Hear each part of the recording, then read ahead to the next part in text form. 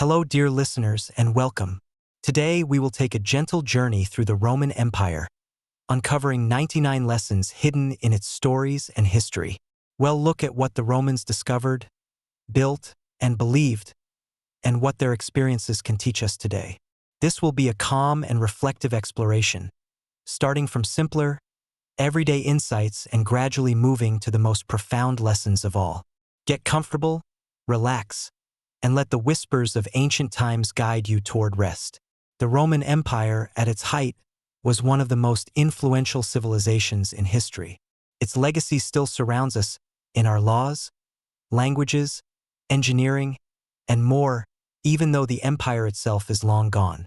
As we begin, remember that this is a peaceful storytelling, meant to help you unwind. You may even drift asleep as we go on, and that's perfectly fine. Just know that these timeless lessons will be here whenever you want to listen. Now, let's begin with our first lesson, a small but meaningful insight from the daily life of ancient Rome. Lesson 1. The importance of leisure and celebration. The Romans knew how to celebrate life. Throughout the year, they held numerous festivals and public holidays. On these days, businesses closed and people gathered to honor their gods or simply to enjoy games and feasts. From Saturnalia in the winter, a joyful festival of gift-giving and revelry, to harvest festivals thanking the gods for bounty, Romans embraced the importance of taking breaks and rejoicing. This shows us that even in a mighty empire built on discipline and work, people understood the value of rest and celebration. In our own lives, we too can remember to pause and cherish special moments, building community and memories just as the Romans did during their festival days. Celebrations, big or small, bring people together and rejuvenate the spirit, a lesson as true now as it was in ancient times. Lesson 2. Embracing hygiene and relaxation, along with celebrating. The Romans also valued cleanliness and communal relaxation. One of the favorite pastimes of Romans was visiting the public bathhouses. Far more than places to get clean, the Roman baths were like community centers. Citizens of all social classes would spend hours bathing in warm pools, cooling down in cold ones, exercising, getting massages, or socializing with friends. In cities like Rome, huge bath complexes, such as the Baths of Caracalla, offered gardens, libraries, and gymnasiums too. This reflects a lesson in self-care and community. The Romans taught that taking care of one's body and mind is not a luxury but a part of daily life. By maintaining cleanliness and enjoying relaxation time, they improved public health and social bonding. We can learn from this the importance of balancing hard work with relaxation. Allowing ourselves time to unwind, perhaps not in a grand marble bathhouse, but even with a warm bath or calming routine, helps maintain our health and happiness. The Roman commitment to hygiene and regular bathing was advanced for its time, and it reminds us today that wellness and rest are essential parts of life. Lesson 3. The power of entertainment and community gathering, just as they found peace in baths. The Romans also loved entertainment and public gatherings. They frequented dramatic theater plays, chariot races, and gladiatorial games. In Rome, the massive Colosseum and the Circus Maximus could hold tens of thousands of spectators, all brought together in a shared experience. While some of the blood sports of the arena are far from our modern ideals, the underlying social lesson is the human need for community and diversion. The laughter at a comedy play, the collective gasps at a gladiator's duel, or the cheers as chariots rounded the track all served to unite the people, if only for a few hours. Public entertainment offered an escape from daily worries and a sense of unity under the grand spectacle. Today, we still gather in stadiums for sports or concert halls for performances, carrying on the tradition of communal entertainment. The Roman Empire's grand games teach us that shared experiences, whether through sports, music, or stories, are important for social cohesion. Of course, we have also learned to pursue more humane entertainments over time. But the lesson remains that joy and excitement are a part of life, and coming together to experience them can strengthen the bonds between people. Lesson 4. Learning from urban living, planning, and safety. Large gatherings also meant large, complex cities full of life and risk. Ancient Rome was a bustling metropolis, the largest city in the world of its time. With perhaps 1 million inhabitants at its peak, It faced challenges we associate with big cities even now: housing, traffic, fire hazards, and sanitation. The Romans gradually learned the importance of urban planning and public safety. For instance, after a devastating fire famously known as the Great Fire of Rome in AD 64, the city improved building codes requiring spaces between buildings and better access to water to prevent such disasters in the future. Rome had multi-story apartment buildings, insulae, that could be prone to collapse or fire, so regulations were introduced to limit their height. They also established watchmen and firefighting brigades, the vigiles, to patrol the streets at night. These developments highlight a lesson. As communities grow, planning and safety measures must grow with them. The Romans responded to urban dangers by innovating solutions, teaching us that we too should proactively make our cities and homes safer. Whether it's enforcing building standards or creating emergency services, protecting people through good planning is a timeless lesson from Rome's city life. Lesson 5. Clean water as the lifeblood of a city. To keep those bustling cities healthy, few things are as important as clean water. If you wander the ruins of ancient Roman cities, you will likely come across the impressive arches of aqueducts. The Romans built aqueducts, engineering marvels that carried fresh water from distant springs and mountains into cities. Clean water was delivered not only to the wealthy, but to public fountains and baths for everyone. By the 1st century AD, the city of Rome had 11 aqueduct lines supplying an enormous volume of water. Ancient estimates and modern studies suggest over 200 million gallons, around 750 million liters, a day flowed into Rome. That amount, roughly 200 gallons per person per day, meant Romans had more access to water than many people in some cities do even today. They used it for drinking, bathing, sanitation, and magnificent public fountains that dazzled visitors. The lesson here is the value of investing in infrastructure for public health and well-being. Rome's leaders understood that a city thrives when its people have access to life's essentials. Water is life, and by securing it through careful engineering, the Romans improved health, reduced disease, and made city life more comfortable. In our modern world, we continue to rely on the principle that clean water and sanitation are foundational to any prosperous community. The Roman aqueducts, many of which still stand as silent witnesses, remind us how crucial it is to plan for basic needs on a grand scale. Lesson 6. Creating beauty and identity through art. Infrastructure fed the body, but art fed the spirit. Walking through a Roman city in ancient times, you would see art everywhere: statues of gods and heroes in temples and public squares, colorful mosaics on villa floors, fresco paintings brightening the walls of homes, and triumphal arches carved with historical reliefs. The Romans loved art and saw it as a way to reflect their values and identity. Many Roman artworks were inspired by the Greeks, whom they greatly admired, but they also developed their own styles and subjects, portraying historical events, everyday scenes, and portraits of real people with honest detail. The presence of art in daily life was not just for decoration. It was meant to inspire civic pride and connect citizens to a shared cultural story. For example, monuments like Trajan's Column told the story of the emperor's victories in spiral carvings that ordinary Romans could read as a narrative. This shows how art can unite a community and keep its history alive. The lesson here is the appreciation of beauty and storytelling. The Romans teach us that art, whether public monuments or personal creations, helps cultivate identity and continuity. It allows a civilization to express what it finds important and to celebrate achievements for future generations to remember. In our lives, we can also find meaning in art, knowing that creative expression and appreciation of beauty enrich the human experience and bind us together across time. Lesson 7. The power of myth and storytelling beyond concrete art and architecture. The Romans also built their world through stories.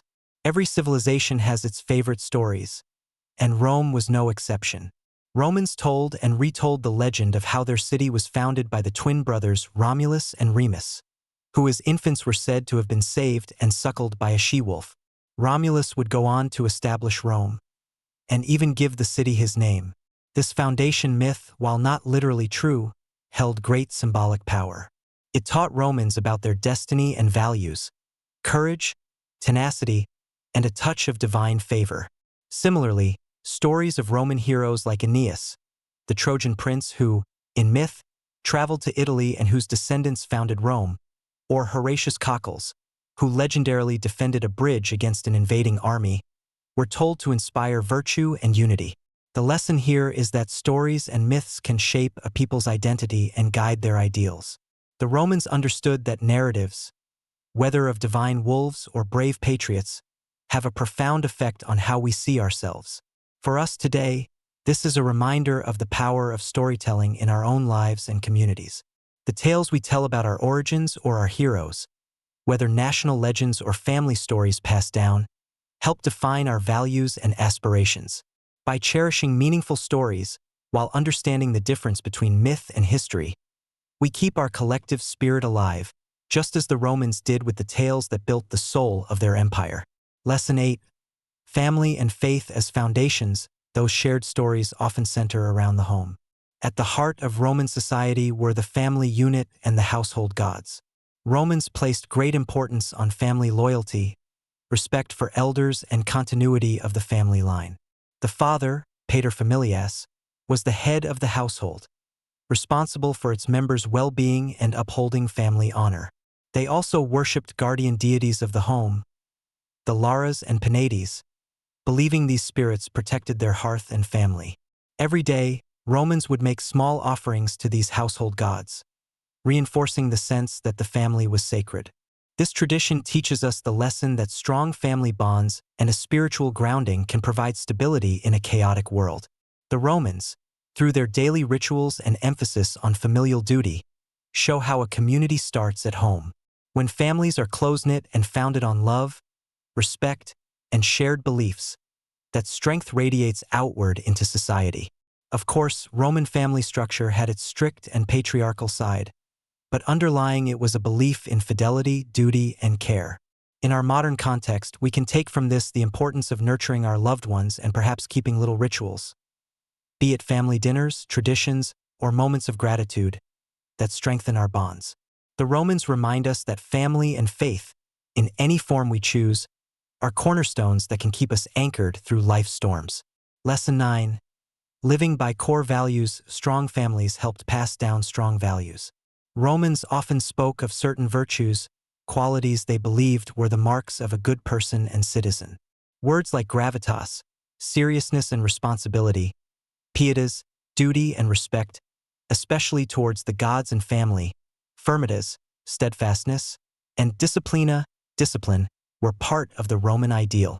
A respected Roman was expected to be self-controlled, honorable, brave, and loyal. We see these virtues extolled in Roman writings and exemplified by heroes in their histories. For instance, the legend of Cincinnatus illustrates Roman virtue. Cincinnatus was a farmer who was called to serve as dictator, a temporary emergency leader, to save Rome from a crisis. After achieving victory and stabilizing the state, he willingly gave up power and returned to his farm, rather than clinging to authority. Romans cherished this story as an example of humility, service, and integrity. The lesson we draw here is the enduring value of character and principles. Even in a society as pragmatic and, at times, harsh as Rome could be, there was an understanding that certain virtues held the fabric of society together. In our lives, technology and customs change with time, but values like honesty, duty, and courage remain as important as ever. The Roman emphasis on virtue reminds us that who we are, our moral character, matters deeply in how we contribute to the world. Lesson 10. Active citizenship and civic duty. Guided by their virtues, Romans took pride in contributing to the public good. In the early Roman Republic, before the emperors, Rome was proud of being a state where citizens had a role and a duty to their community. Ordinary citizens, at least the free male citizens of Rome, were expected to vote in assemblies, serve in the army, and take part in public life. The legend of Cincinnatus we just mentioned ties into this ethic. He was a citizen soldier. And there were many others. Farmers who left their fields to defend Rome, only to return to their plows when the danger passed. Public service was considered a virtue. Even high-ranking officials were, in theory, supposed to serve out of duty, not personal gain. For example, Generals who won great battles would receive a triumph, a grand parade, not just as personal glory but as a religious and civic celebration shared with all Romans. The lesson here is the importance of civic duty and participation. The Romans teach us that a community or nation is strongest when its members invest effort and care into it.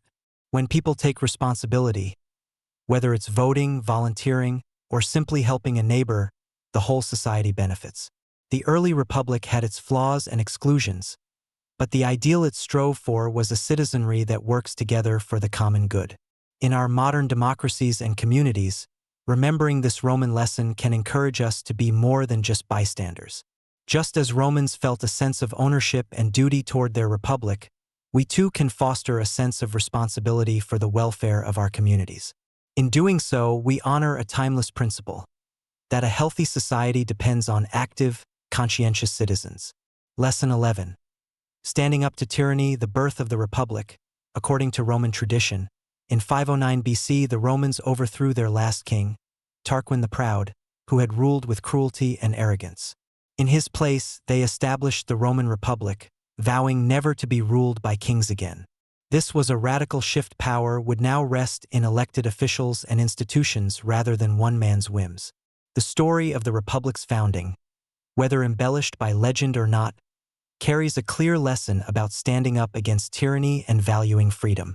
The Romans decided that no single person should hold all the power. They put in place an intricate system of checks and balances to prevent the rise of another tyrant. This teaches us the importance of accountability in governance. When people feel oppressed, they can band together to demand a better, fairer system, and by doing so, as the Romans did, they can change the course of history. The courage to replace a tyrannical regime with a more representative one is a lesson that has echoed through time in many struggles for freedom. Lesson 12. The rule of law as society's backbone. Once the kings were gone, the Romans realized that to have justice, they needed clear and public laws. Not long after the Republic began, in the mid-5th century BC, they created the 12 Tables, the first written law code of Rome. These laws were engraved on bronze tablets and put on display in the Forum for all to see. Why is this significant? It meant that legal rules could not be arbitrarily changed in secret. Everyone, rich or poor, knew their rights and duties. The lesson here is that the rule of law provides stability and fairness. By establishing laws that applied to all citizens, even if not perfectly equal by modern standards, Rome laid a foundation for justice. We today inherit that principle, that a transparent and consistent legal system protects people from abuse. Whenever you see a courthouse or read a constitution, you're seeing the legacy of ideas that early Romans championed. That laws, not the arbitrary will of rulers, should govern society. The 12 Tables remind us that building a just society starts with ensuring that rules are clear, known, and as fair as possible for everyone. Lesson 13. Balancing power through checks and balances. Having laws was one step. Structuring the government to uphold them was another. The Roman Republic was innovative in how it distributed power. Instead of kings, they elected 2 consuls each year who had to agree on decisions. One could veto the other. They had a Senate made up of experienced statesmen to advise and consent on major issues, and popular assemblies where citizens could vote on laws and elect magistrates. They even created special offices like the tribunes of the plebs, officials who could veto acts of the Senate to protect the common people's interests. All these intricate arrangements taught a crucial lesson in governance. Power should be balanced and limited. The Romans learned from their monarchical past that concentrating too much authority in one person led to abuse, so they tried to split responsibilities among many. Though the system wasn't fully democratic by modern standards, women, slaves, and non-citizens had no vote. The idea of preventing any single individual or body from having unchecked power was a remarkable step. This principle of checks and balances, each part of government keeping an eye on the others, is a cornerstone of many governments today. It's a Roman lesson that our freedom and stability often depend on spreading out power, so that leaders must cooperate and can be held accountable. Lesson 14. The art of compromise and social progress. In the early Republic, Roman society was divided between the aristocratic patricians and the commoner plebeians. Initially, the patricians held most of the power, and the plebeians felt their voices were ignored. Tension grew, and at one point the plebeians even staged a mass secession, around 494 BC, refusing to serve in the army until their grievances were addressed. Rather than let the state rip apart, the Romans found a compromise.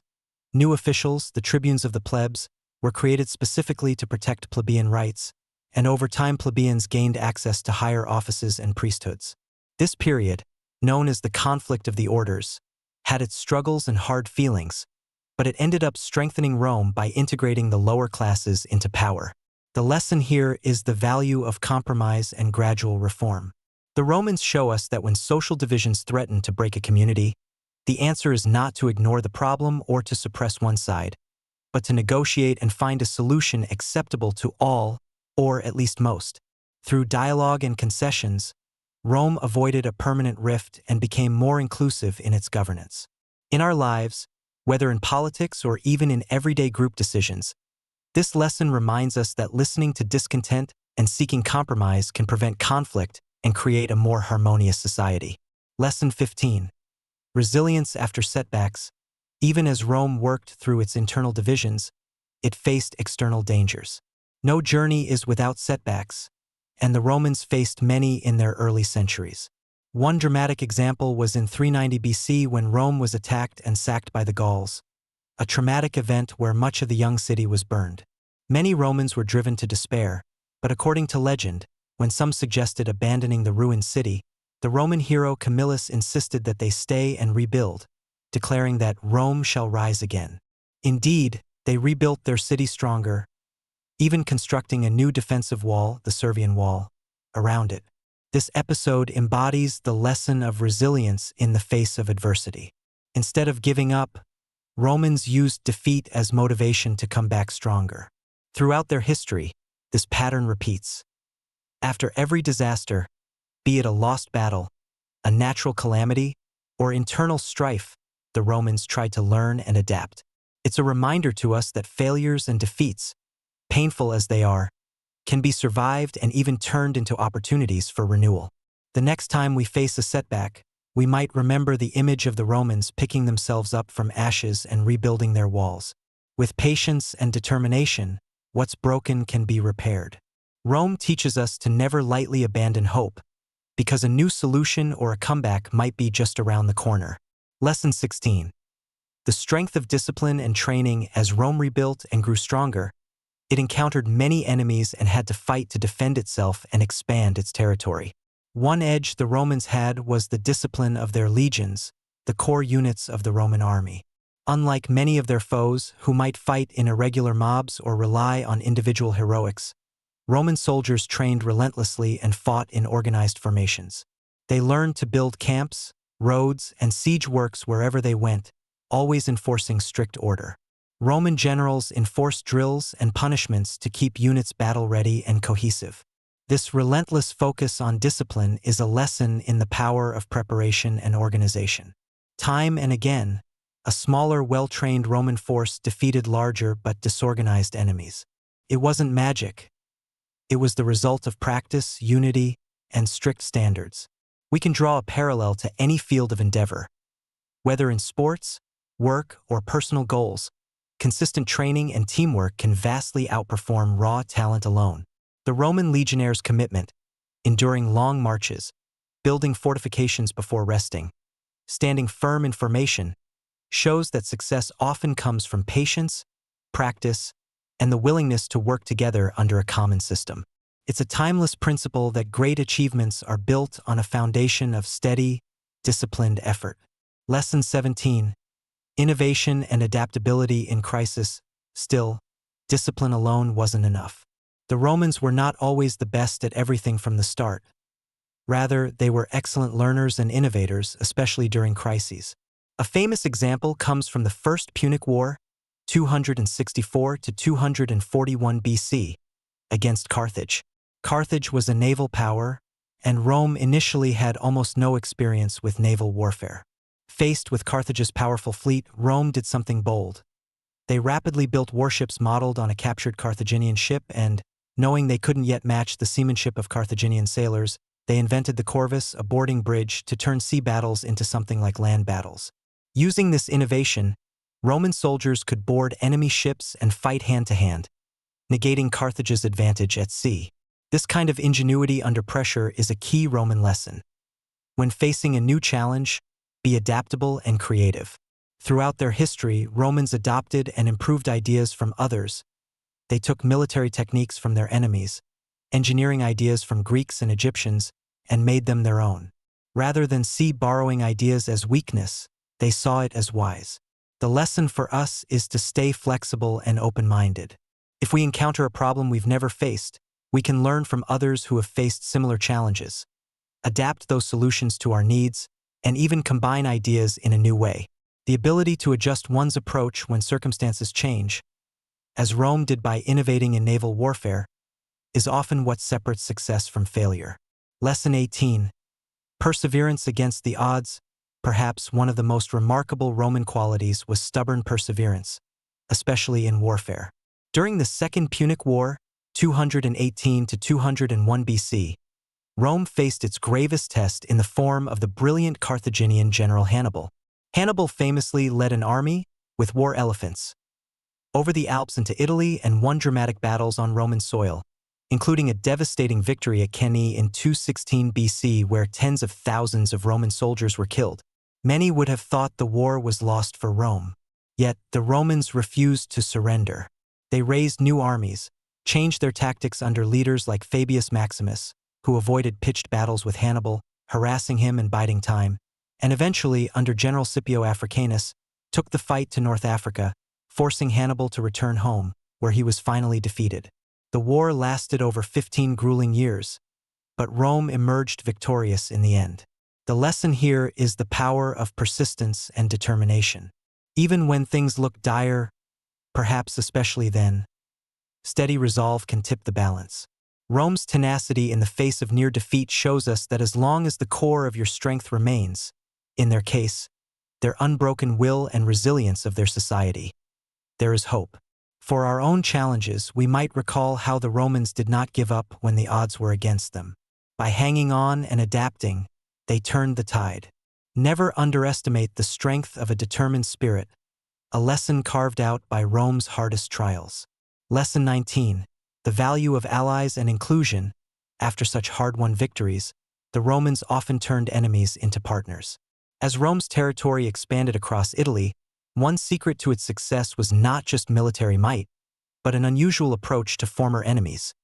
They made many of them into allies or even Roman citizens. Instead of utterly crushing every opponent, Romans often showed a shrewd generosity. After defeating certain cities or peoples, Rome would offer them alliance, a degree of autonomy, and in some cases, gradual paths to Roman citizenship. Over time, many inhabitants of Italy came to see themselves as part of Rome's world, supplying troops for its armies and sharing in its fortunes. This policy reached a turning point after the Social War, 91 to 88 BC, a rebellion by Rome's Italian allies who demanded equal rights.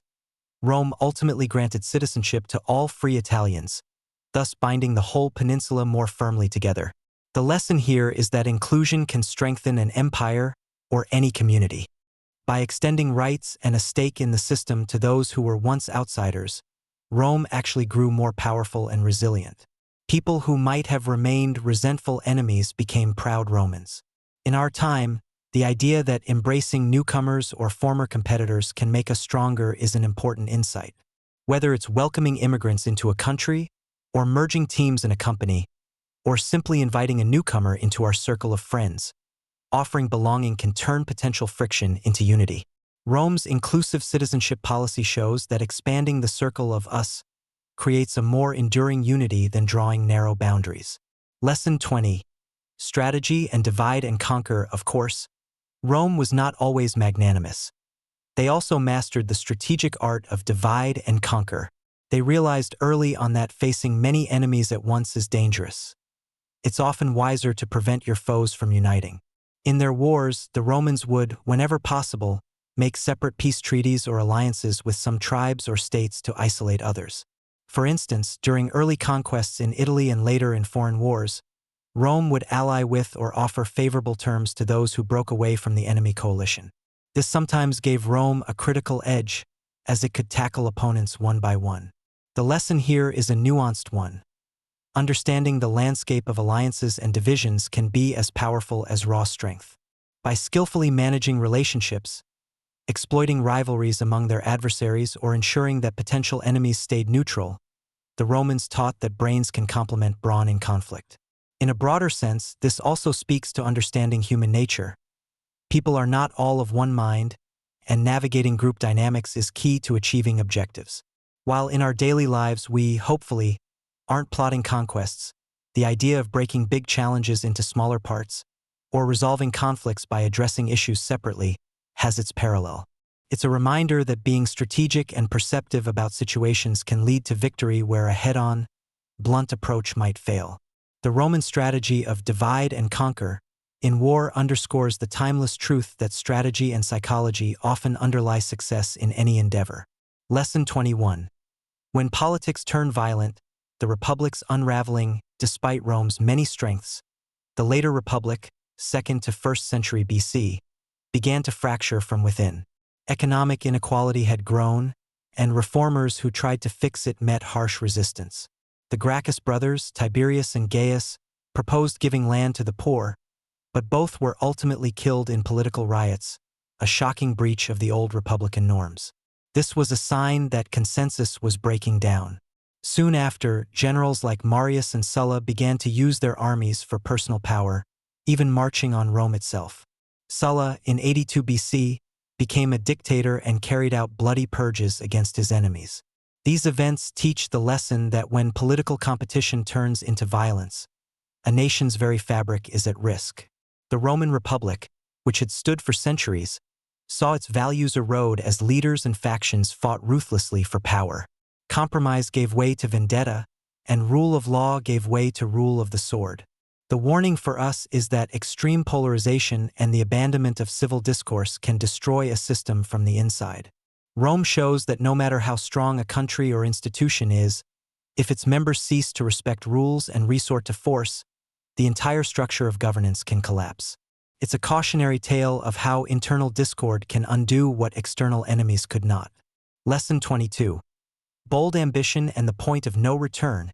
Amid this turmoil rose Julius Caesar, a general with grand ambition and populist flair. In 49 BC, when ordered by the Senate to relinquish his command, Caesar instead made a fateful decision. He crossed the Rubicon River with his army, entering Italy, an act of rebellion that sparked a civil war. Crossing the Rubicon has since become a phrase for passing a point of no return. Caesar's gamble was successful in the short term. He defeated his rivals and was named dictator for life. The lesson here is double-edged.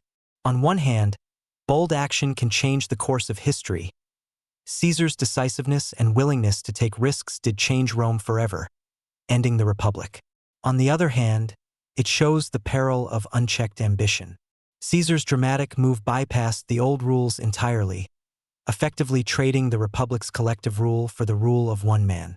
While bold leadership can achieve great things, Caesar's story reminds us that crossing certain lines, like using force against your own government, can have irreversible consequences.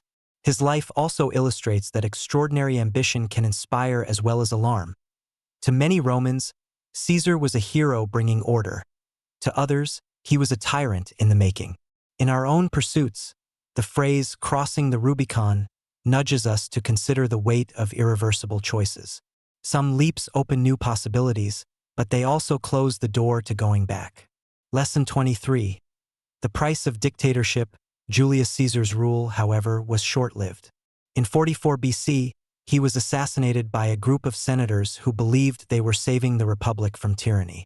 Unfortunately, Caesar's death did not restore the old Republic. Instead, it led to more civil wars.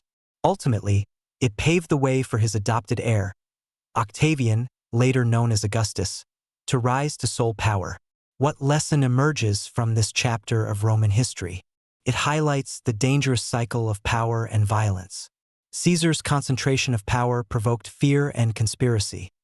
The conspirators' violence provoked further conflict rather than freedom. The Roman Republic couldn't be put back together again because the underlying issues of the inequality, the loyalty of armies to their generals, the taste of power were not so easily resolved. The lesson is that once a political system breaks and resorts to violence, even well-intended actions like removing a dictator can have unpredictable outcomes. The fall of the Republic teaches us how fragile governance can be when trust is lost. It's a reminder that defending democracy or any valued system requires constant commitment to principles, not just elimination of one figure. In our times, we are reminded that it's far better to address issues before they reach a crisis point. Rome's late republic warns us that curing a breakdown of governance is much harder than preventing it in the first place. Lesson 24. The power of leadership and stability. Augustus and the Pax Romana. After the chaos of Julius Caesar's era, his heir Augustus, Octavian, carefully transformed Rome's government into the Roman Empire. Augustus, who ruled from 27 BC to AD 14, never called himself king or emperor openly. He styled himself princeps, meaning first citizen, and maintained the facade of the old republic's institutions even as he held ultimate control. Under his leadership, Rome entered a long period of relative peace and prosperity, known as the Pax Romana, Roman peace. Augustus famously said he found Rome a city of bricks and left it a city of marble, initiating grand building projects and infrastructure improvements. Indeed, he transformed Rome with new temples, forums, and public buildings, and improved the administration across the vast empire. The lesson from Augustus's reign is the value of visionary and steady leadership. After years of civil war, Romans were weary and craving stability. Augustus delivered that stability by being shrewd, patient, and often merciful. He passed laws to restore moral behavior. He did not launch purges against former enemies once he had one. He showed that even an autocracy can be tempered by wisdom and moderation. While we cherish democracy today, Augustus's example still teaches any leader the importance of humility, at least in appearance, strategic thinking, and investment in the public good. His reign reminds us that lasting success for any government or organization comes from earning people's support through peace, prosperity, and public benefit, not just through force. Lesson 25. Bread and circuses, keeping the people content. As the empire settled into peace, Roman leaders learned that ruling wasn't only about laws and battles, but also about keeping ordinary people satisfied.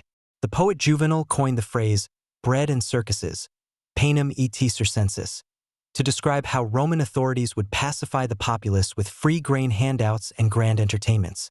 The grain dole ensured that the poor of Rome wouldn't go hungry, and spectacular games, gladiator contests, chariot races, theatrical shows, provided excitement and distraction. This is a cautionary lesson in governance and society. People can sometimes trade their political involvement for comfort and entertainment. On one hand, providing for the welfare and enjoyment of citizens is a good thing. It's important that people have food and recreation. Roman emperors who took care of the populace earned goodwill and stability. However, bread and circuses also implies a criticism that if leaders give enough handouts and shows, the public might lose interest in participating in civic life or questioning authority. It's a reminder to us today about the balance between being a content consumer of society's offerings and being an active citizen. Distraction and ease, the Romans show, can sometimes be used to lull us into complacency. Thus, while it's important for a society to provide for its people, Juvenal's quip urges us not to let the comforts of life make us forget our higher aspirations and responsibilities. Lesson 26. Generous leadership and prosperity. Not all Roman emperors were equal, but some became shining examples of good governance. One such figure was Emperor Trajan, reigned AD 98 to 117, remembered as one of the 5 good emperors. Trajan presided over the empire at its greatest extent, conquering Dacia, roughly today's Romania, and bringing in immense wealth. More importantly, Trajan was loved because he ruled with a sense of justice and generosity. He invested in massive public works, building roads, bridges, and his famous Trajan's Forum and Market in Rome, and he established welfare programs like the Alimenta, which helped orphan children. He also showed respect to the Senate and promoted capable people, even those from the provinces, into positions of responsibility. Under Trajan, many people across the empire, from Italy to Spain to the Middle East, felt included in the Roman project. The lesson from Trajan's era is that leadership grounded in inclusivity and public service brings out the best in a society. By sharing the fruits of conquest with the people, through public goods and festivals, and by treating allies and subjects with respect, granting Roman citizenship broadly, for example, Trajan strengthened the loyalty and unity of the empire. For us, this underscores how leaders who prioritize the common good, remain accessible, and foster a sense of shared identity can create prosperity and stability. The Romans regarded Trajan as an optimus princeps, the best ruler. And history largely agrees, a leader who remembered that he was servant as much as master. His life reminds us that true greatness in leadership is measured by the well-being and admiration of one's people, not by fear or coercion. Lesson 27. Knowing when to stop, Hadrian's wisdom of restraint. Following Trajan, the next emperor Hadrian, reigned AD 117 to 138, took a different but equally important approach. Trajan had expanded the empire to its largest size, but Hadrian decided that enough was enough. He actually pulled back from some of Trajan's conquests and focused on consolidating and securing what Rome already had. He famously built Hadrian's Wall in Britain, marking the empire's boundary in the northwest, to keep barbarian tribes out of Roman territory. Instead of seeking new wars, Hadrian traveled extensively through the provinces, strengthening defenses and investing in local infrastructure. This teaches the lesson of strategic restraint and consolidation. There is a time for growth, and there is a time for reinforcement. Hadrian realized that constant expansion could overstretch resources and that the empire would be safer and more prosperous if it fortified its frontiers and fostered stability within. The wisdom here is that bigger is not always better. Whether it's a business, a project, or even personal ambitions, sometimes focusing on maintaining and improving what we have is smarter than reckless expansion. Hadrian's calm, defensive strategy gave the empire breathing room and longevity. He also exemplified another aspect of good leadership, being present and attentive. His travels showed care for all corners of the realm. From Hadrian, we learn that prudence can be as heroic as boldness. In a world that often encourages us to push ever forward, the Romans remind us that stepping back to secure and cherish our achievements can be the key to lasting success. Lesson 28. Philosophical leadership and compassion. Perhaps one of the most admirable Roman emperors is Marcus Aurelius, reigned AD 161 to 180, often called the Philosopher King. Marcus Aurelius guided the empire through difficult times, including a pandemic, the Antonine Plague, and wars on the frontiers, all while striving to remain virtuous and composed. He was a practitioner of Stoicism, a Greek philosophy that teaches acceptance of fate, duty to others, and control over one's own reactions. He even wrote down his reflections in a work now known as Meditations, which remains influential today. What's striking about Marcus Aurelius is his dedication to being a just, empathetic ruler amid crisis. He sold some of the imperial palace's treasures to fund relief efforts during the plague and created social programs to help the poor and orphans. The lesson from his life is the importance of wisdom, humility, and kindness in leadership. Marcus never let absolute power corrupt his sense of responsibility. He saw ruling as a burden to be carried for the common good. He often reminded himself to be patient, to forgive, and to understand that every person, even a slave or a beggar, is a fellow human with dignity. In modern terms, his example encourages servant leadership, the idea that leaders should serve their people, not the other way around. We learn from Marcus Aurelius that inner strength and ethical principles are crucial when in power. His reign, though marked by hardships, is remembered as a last golden age of the Pax Romana, largely because of the character and dedication he brought to the role. It's a timeless reminder that intellect and empathy are as important as military might in holding a society together. Lesson 29. The dangers of excess and cruelty. Caligula's reign. Not all emperors were wise. Some became examples of how power can be misused to disastrous effect. Caligula, who ruled from AD 37 to 41, started off well enough but soon became infamous for his erratic and cruel behavior. Ancient historians tell us that Caligula declared himself a living god, spent lavishly to the point of nearly bankrupting the treasury, and indulged in acts of shocking cruelty. He allegedly made high-ranking senators run for miles before his chariot and even talked of appointing his favorite horse as a consul, a symbol of his contempt for Roman institutions. Whether or not every tale is true, ancient writers may have exaggerated. Caligula's reputation serves a clear lesson. Unchecked ego and cruelty in a leader can wreck a nation's stability. During Caligula's short reign, fear took hold among the governing class and even in the populace. His unpredictable whims created an atmosphere of terror instead of trust. Ultimately, he was assassinated by his own guards, a violent end to a violent rule. The broader point we glean is that leadership devoid of empathy and restraint sows the seeds of its own destruction. Caligula's excesses undermined the respect and cooperation that an emperor needed from others to govern. In life, whenever someone in authority becomes self-absorbed and abusive, be it a boss, a community leader, or a head of state, the organization around them begins to crumble from within. Rome's nightmare under Caligula is an extreme case that reminds us how vital basic decency and respect are in any position of power. Without them, chaos and downfall are never far away. Lesson 30. Neglecting duties and scapegoating. Nero's infamy. Another emperor whose name lives in infamy is Nero, reigned AD 54 to 68. Nero is often remembered for fiddling while Rome burned, a phrase that captures his reputation for negligence during crisis. In AD 64, a great fire ravaged Rome for days, destroying large portions of the city. Historical accounts and later legends suggest that Nero showed little genuine concern. Instead, he was more interested in his artistic pursuits, even reportedly singing and playing music amid the tragedy. Whether or not he literally played the lyre during the fire, what followed was just as troubling. Facing blame from the populace for the disaster, Nero deflected it by accusing a new religious sect, the Christians, and unleashed a brutal persecution upon them. Nero's reign also saw extravagances and mismanagement. He spent lavishly on a golden palace for himself and strained the empire's finances. The lessons from Nero's rule are stark. First, neglect of responsibility. A leader's duty is to care for their people, especially in crisis, and Nero seemingly failed that basic test. Second, the evil of scapegoating.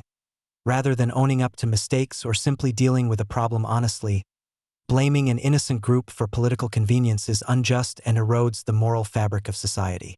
This pattern, sadly, is seen in many periods of history.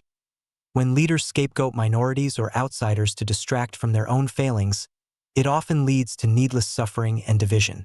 Nero's name became a byword for a bad ruler in later ages. From his example, we're reminded that leadership demands accountability and compassion. Ignoring crises or blaming others recklessly not only fails to solve anything, it actively worsens the situation. In our lives, if we hold any responsibility, Nero's legacy urges us to face challenges squarely and justly, rather than looking for convenient scapegoats.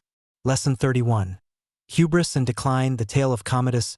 Fast forward to the late 2nd century, and we find Emperor Commodus, son of Marcus Aurelius, whose reign AD 180 to 192 marked the end of the Pax Romana. Commodus is remembered for his vanity and self-indulgence. He fancied himself a grand gladiator, fighting in the arena against opponents who dared not harm him, and comparing himself to the hero Hercules. While he staged lavish spectacles for the public, he neglected the serious tasks of ruling. Under Commodus, the administration fell into corruption and the finances into disarray, as he was more interested in personal glory and pleasure than governance. His behavior, renaming Rome and months of the year after himself, for instance, alienated the Senate and many citizens. Eventually, he was assassinated in a palace conspiracy. Commodus's life offers a lesson on the corrosive effect of ego and neglect. It shows how a legacy built carefully by predecessors like his father's can be quickly squandered by arrogance and poor management. The broader pattern is that when leaders prioritize their own image and desires over the real needs of the state or organization, decline is almost sure to follow. The end of Commodus's reign plunged Rome into a period of instability, a quick succession of emperors, some of whom were military usurpers, and is often seen as the beginning of the long downward spiral of the Western Empire. In personal terms, Commodus's fall reminds us that no amount of personal talent or inherited advantage can compensate for lack of diligence and humility. No matter what we achieve, losing sight of purpose and duty can lead to rapid downturns. The Romans would say that Commodus learned too late that a leader must never let power feed an illusion of godlike invincibility. Reality catches up, harshly. Lesson 32. The chaos of succession and civil strife. One recurring problem for the Roman Empire was the question of succession, how to pass power from one emperor to the next. Unlike a stable hereditary monarchy or a modern electoral system, Rome's transitions were often uncertain or contested. When a competent emperor died without a clear heir, rivals might vie for the throne, often with their armies. After Commodus's death, for example, the empire saw a quick parade of emperors, and even a year AD 193, where multiple claimants fought, a period of turmoil. Even more dire was the year of the four emperors in AD 69, following Nero's fall, when generals Galba, Otho, Vitellius, and finally Vespasian all took power in rapid succession amid civil war. The lesson here is the critical importance of stable succession and the peril of power vacuums. Rome teaches that when leadership is uncertain, the state becomes vulnerable not just to external enemies but to internal chaos. Civil wars are incredibly destructive. In those Roman civil conflicts, legions of Romans fought each other, cities were ravaged, and the people suffered terribly, all because of leadership disputes. The broader takeaway is that any organization, a country, a company, even a family business should plan for the future and have clear processes for transitions. If not, infighting or confusion can tear it apart.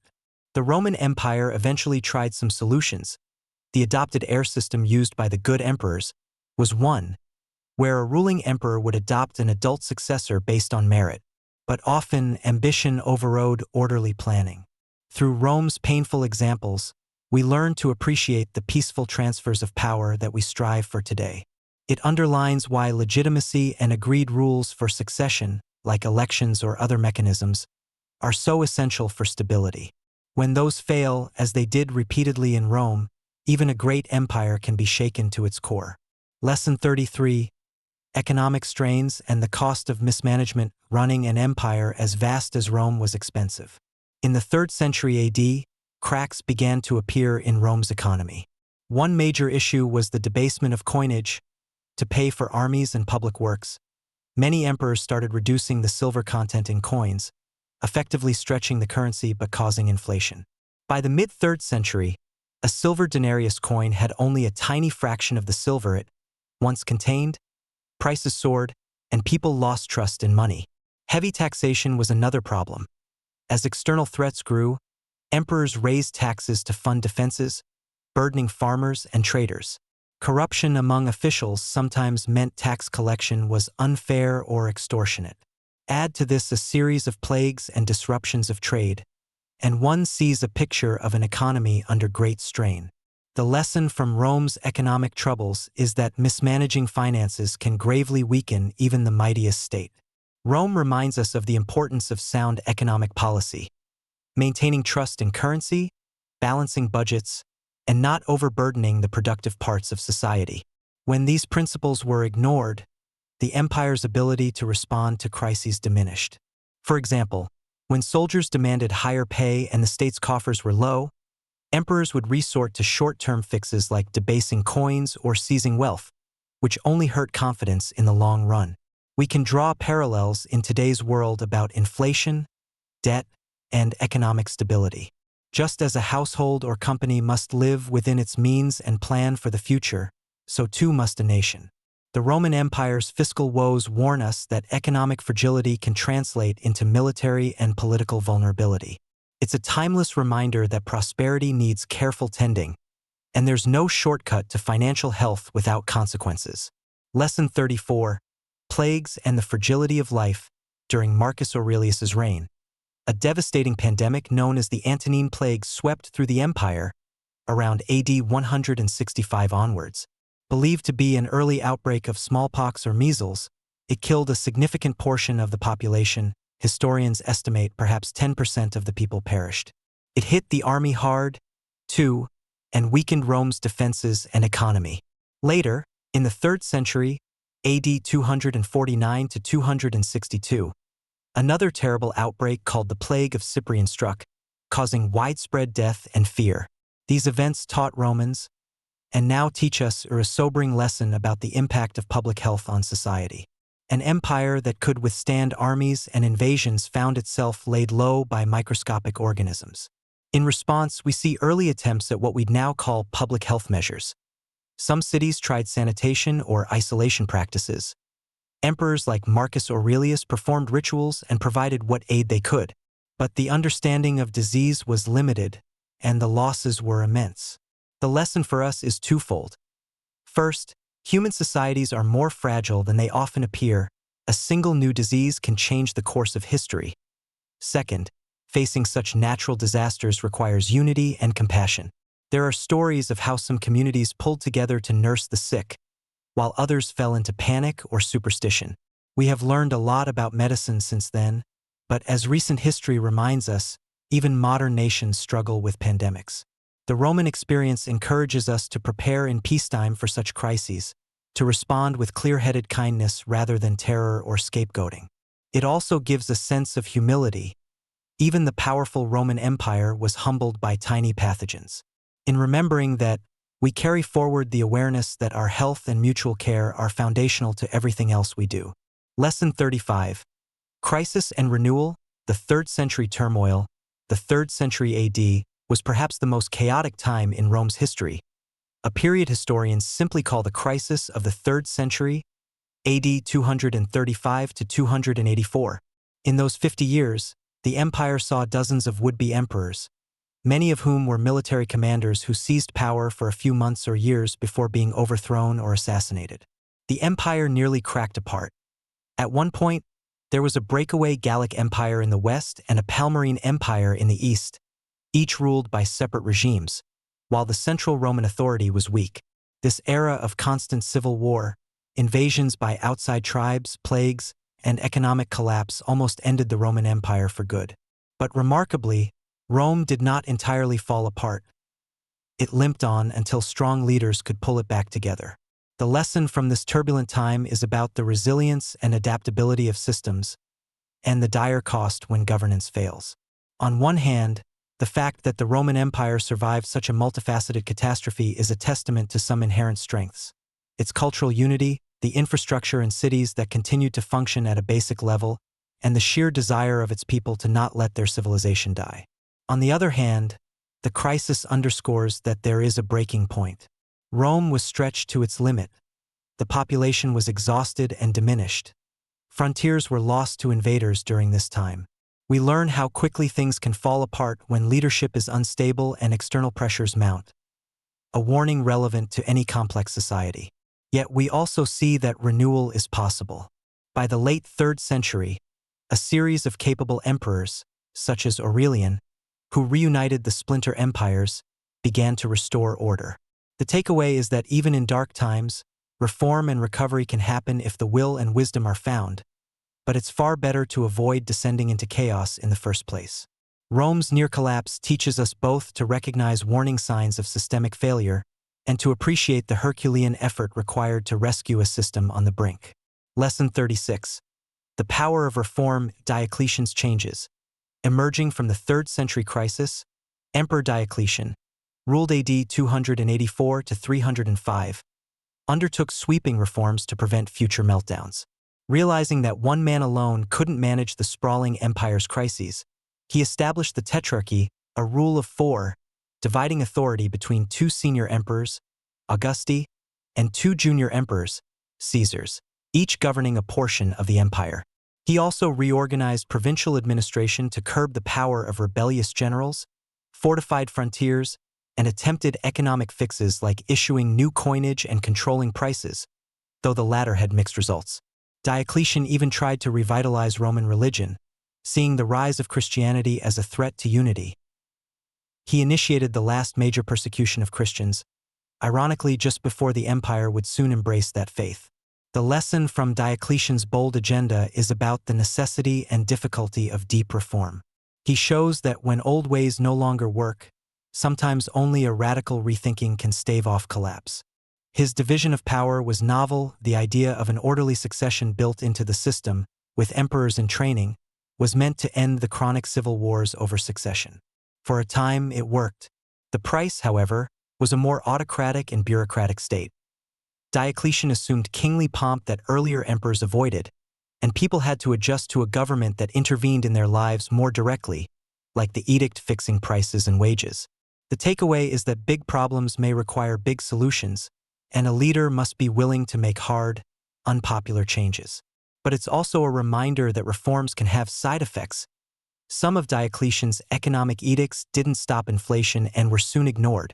In our lives, whether in businesses or governments, Diocletian's legacy urges us to be proactive in reforming broken systems, while also staying flexible if certain fixes don't work as intended. The Roman Empire survived the 3rd century in large part due to his actions, demonstrating that with courage and creativity, a crisis can become a turning point toward stability. Lesson 37. Shifting the center of power, Constantine's New Rome. One of the most fateful decisions in Rome's later history was made by Emperor Constantine the Great. In AD 312, Constantine won a crucial battle, the Battle of the Milvian Bridge, and became the sole ruler of the Western Empire, later reuniting East and West under his authority. Recognizing that the empire's demographics and threats had shifted eastward, he established a new capital city in the east, at Byzantium, renaming it Constantinople, modern Istanbul, around AD 330. This new Rome was strategically located at the crossroads of Europe and Asia, and it was well situated to respond to eastern frontier threats and to control key trade routes. The founding of Constantinople marked a profound shift. The center of gravity of the empire moved away from the old city of Rome. The lesson here is about adapting to geographic and political realities. Constantine understood that clinging to old hubs or traditions for sentiment's sake could weaken the empire. Instead, he boldly reinvented the idea of Rome in a new place that was better suited to the times. This teaches us the value of flexibility and forward-thinking in leadership. Sometimes what served us well in the past may not be optimal for the future, and we must be willing to pivot, whether that's relocating a capital, changing a business headquarters, or altering one's life plans. Constantine's decision was not easy. Imagine the symbolic weight of Rome. Yet it ultimately allowed the Eastern Roman, Byzantine Empire to thrive for centuries longer. Along with shifting the capital, Constantine also reformed the government, military, and, importantly, his reign legalized a growing movement that would reshape the empire's identity. More on that in the next lesson. From the establishment of Constantinople, we learn that sometimes survival and success demand big moves and breaking with tradition. It's a reminder to assess our landscape and have the courage to make changes that align with current realities, even if it means leaving the familiar behind. Lesson 38. The embrace of a new faith. Perhaps nothing in Roman history had a more profound cultural impact than the empire's turn towards Christianity. For the first few centuries AD, Christians were a minority, at times persecuted for refusing to worship the Roman gods or the divine spirit of the emperor. But during Constantine's rule, notably with the Edict of Milan in AD 313, Christianity was legalized and granted freedom of worship. Constantine himself converted, at least on his deathbed, if not earlier in his heart, to Christianity. By the end of the 4th century, under Emperor Theodosius, Christianity became the official state religion and pagan worship was largely banned. This wholesale adoption of a once persecuted faith is startling. It illustrates the power of ideas and the importance of spiritual identity in a civilization. What lesson can we draw from Rome's Christianization? One is about adaptability and finding unity in new values. Rome had to transform its sense of self. From an empire that had been polytheistic with a pantheon of Jupiter, Mars, Venus, and so on, it became a realm that saw itself as part of a Christian commonwealth under one God. This did not happen without friction. There were theological disputes and social adjustments, but ultimately it gave the empire, especially the eastern half, which would carry on, a new cohesion and mission. The Christian church also took over many of the social functions, caring for the poor, the sick, and education, which helped society. The Roman lesson here is that societies evolve, and sometimes a new idea or movement can provide fresh strength and unity when old ways no longer suffice. It's also a lesson in tolerance and intolerance. Once in power, Christian authorities unfortunately often suppressed the old pagan traditions, showing how the oppressed can become oppressors if not careful. In a broader sense, Rome's religious shift tells us that beliefs and values are at the heart of any culture, and as those change, so too does the course of history. Embracing change, whether it's spiritual, ideological, or otherwise, can be a source of renewal, but it demands wisdom to navigate inclusively. Rome's experience urges us to seek shared values that can unify diverse peoples, and to handle ideological transitions with care and humanity. Lesson 39. A tale of two empires, East and West divide. By the late 4th century, it was customary for the Roman Empire to be administered by two rulers, one in the Latin-speaking West, based in cities like Milan or Trier and nominally Rome, and one in the Greek-speaking East, based in Constantinople. In AD 395, upon the death of Emperor Theodosius I, the empire was formally split between his two sons. Honorius took the west and Arcadius took the east. This is often considered the final division of the Roman Empire into Western and Eastern halves, which would evolve very differently. The Western Empire, struggling with internal weakness and external pressures, would not last another century. The Eastern Empire, on the other hand, would survive for 1,000 more years. We know it today as the Byzantine Empire. The lesson from this East-West split is that central authority can become too stretched, and regional differences may necessitate decentralization. The Roman world by that time was culturally diverse. The East was wealthier, more urbanized, and more influenced by Greek culture, while the West was more rural and had faced more disruption from invasions. Some historians argue that dividing the empire made administration more manageable and was intended as a pragmatic solution. Others say it weakened the West, depriving it of the resources of the East. Either way, the experiment shows us the challenge of governing very large, diverse systems. Sometimes smaller, more cohesive units are stronger than one sprawling entity. In modern parallels, this could relate to large companies spinning off divisions, or large states granting autonomy to regions. These can either relieve strain or cause fragmentation. The Roman case indicates that division can prolong at least part of a system's life. The East prospered longer, but it also underscores that once unity is broken, the parts may not equally thrive. For the West, being cut off from the richer East and facing mounting threats proved fatal. Thus, we learn to carefully weigh the benefits of central unity against the advantages of regional focus. In Rome's story, the split empire teaches us about the complexity of scale. Bigger isn't always better, but division has costs too. Ultimately, how cohesion or division is managed can determine an empire's fate. Lesson 40. Failing to integrate newcomers. The Gothic saga, as the empire aged, one of its greatest tests was the mass migration of Germanic peoples and others into its borders. In the late 4th century, a large group of Goths, displaced by the terrifying advance of the Huns from the east, arrived at the Danube frontier, seeking asylum within Roman territory. The Romans, under Emperor Valens, allowed the Visigoths to enter the empire as refugees. However, local Roman officials mistreated and extorted them terribly. According to accounts, the Goths were cheated out of food, and their children were even taken and sold into slavery in exchange for meager dog meat. Pushed to desperation and anger, the Gothic refugees rebelled. What followed was the disastrous Battle of Adrianople in AD 378, where the Goths, driven by grievance and hunger, ambushed and annihilated a Roman army, killing Emperor Valens himself. This defeat was a signal moment. It showed that Rome could no longer assume victory, and it foreshadowed the more lethal blows to come. The lesson from this episode is potent. How a society treats newcomers or minorities in crisis can make or break its security. Had the Romans honorably absorbed the Goths as allies, those Goths might have strengthened the empire instead of nearly destroying an imperial army. Instead, corruption and lack of empathy turned potential friends into deadly foes. In our world today, debates about refugees, migrants, and integration carry the same stakes, morally and practically. Rome teaches us that extending humane treatment and paths to inclusion for those seeking refuge isn't just about charity. It can literally shape the destiny of a nation. It's much wiser to integrate and harness the talents of new members of society than to marginalize them and face their understandable backlash. The story of the Goths also reminds us that arrogance and injustice can undo even the strongest power.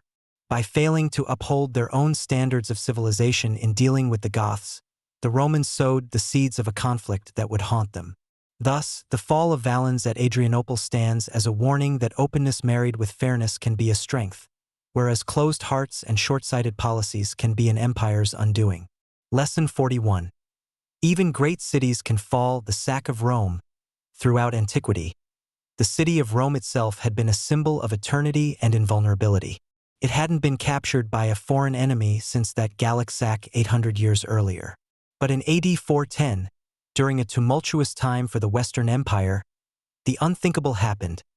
Rome was sacked by the Visigoths under King Alaric. Although the Visigoths were somewhat Romanized and Christian, they had been both foes and federated allies of Rome in recent times.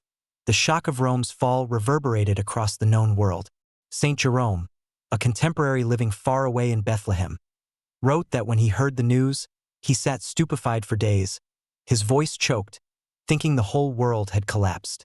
While the damage to the city was actually limited, some churches were spared due to the Goths' respect, and the city remained inhabited. The psychological impact was huge. The lesson here transcends Rome. No matter how monumental and fortified a center of power appears, it is never truly eternal. For the Romans and those who admired Rome, this was a humbling realization. The sack underlined the cumulative effect of the empire's missteps and misfortunes. Weakened frontiers, strained resources, and a reliance on armies partly composed of those who had their own agendas. Yet, in this catastrophe, there's also a subtler lesson. The world did not end with Rome's capture. People adapted. Some Romans saw it as divine punishment and sought moral reform. Others became more earnest in their faith. Augustine wrote The City of God in response to those times, distinguishing the fate of earthly cities from the heavenly city. The sack of Rome teaches us about impermanence and resilience in equal measure. On one hand, it tells every generation not to take the pillars of their world for granted. Great cities, great powers can fall. On the other hand, it reminds us that when the unthinkable happens, humanity doesn't vanish. We mourn, we learn, and we rebuild in new forms. After 410, Rome was not the same, but life went on, power shifted, and the story continued. Thus, the haunting image of the Visigoths at Rome's gates conveys the eternal lesson that security and glory must never be assumed. They must be maintained, and even then, fate may have other plans. And perhaps a hopeful sublesson, that in endings, new beginnings can be found. Lesson 42. The end of the Western Empire. Over the course of the 5th century, the Western Roman Empire continued to weaken. Its territories shrank as various Germanic tribes settled within its borders and established their own kingdoms. The Vandals took North Africa, the Visigoths and later others took parts of Spain and Gaul, the Angles and Saxons migrated into Britain, and so on. The imperial government, racked by internal power struggles, often controlled by military strongmen of barbarian origin, could not turn the tide. Finally, in AD 476, the last emperor of the West, a boy named Romulus Augustulus, was deposed by the Germanic general Odoacer. Odoacer didn't claim the imperial title for himself. Instead, he sent the imperial regalia to Constantinople, effectively saying one emperor in the East was enough. To later historians, this became the marker of the fall of the Western Roman Empire. What are the lessons from this final act? Firstly, it highlights how an empire can decline not with a bang but with a whimper. By 476, the Western Emperor was largely a figurehead, and many in Italy may not have immediately realized that a historical line was being crossed. It teaches us that great powers often erode gradually, political authority fades, institutions weaken, and then one day they simply aren't there anymore. It also underscores the importance of adaptability.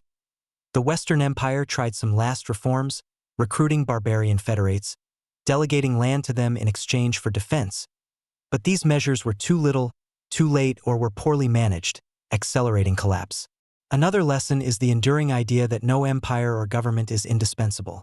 Local Roman institutions in cities and the Christian church structure actually carried on and helped people live day to day after the imperial administration vanished. So while the Western Empire fell, Roman culture and influence did not disappear overnight. They transformed and blended into what would become medieval European culture. The end of Western Rome thus teaches a dual message. Be vigilant, because decline can reach a point of no return, and take heart, because the end of an era is also the beginning of something new.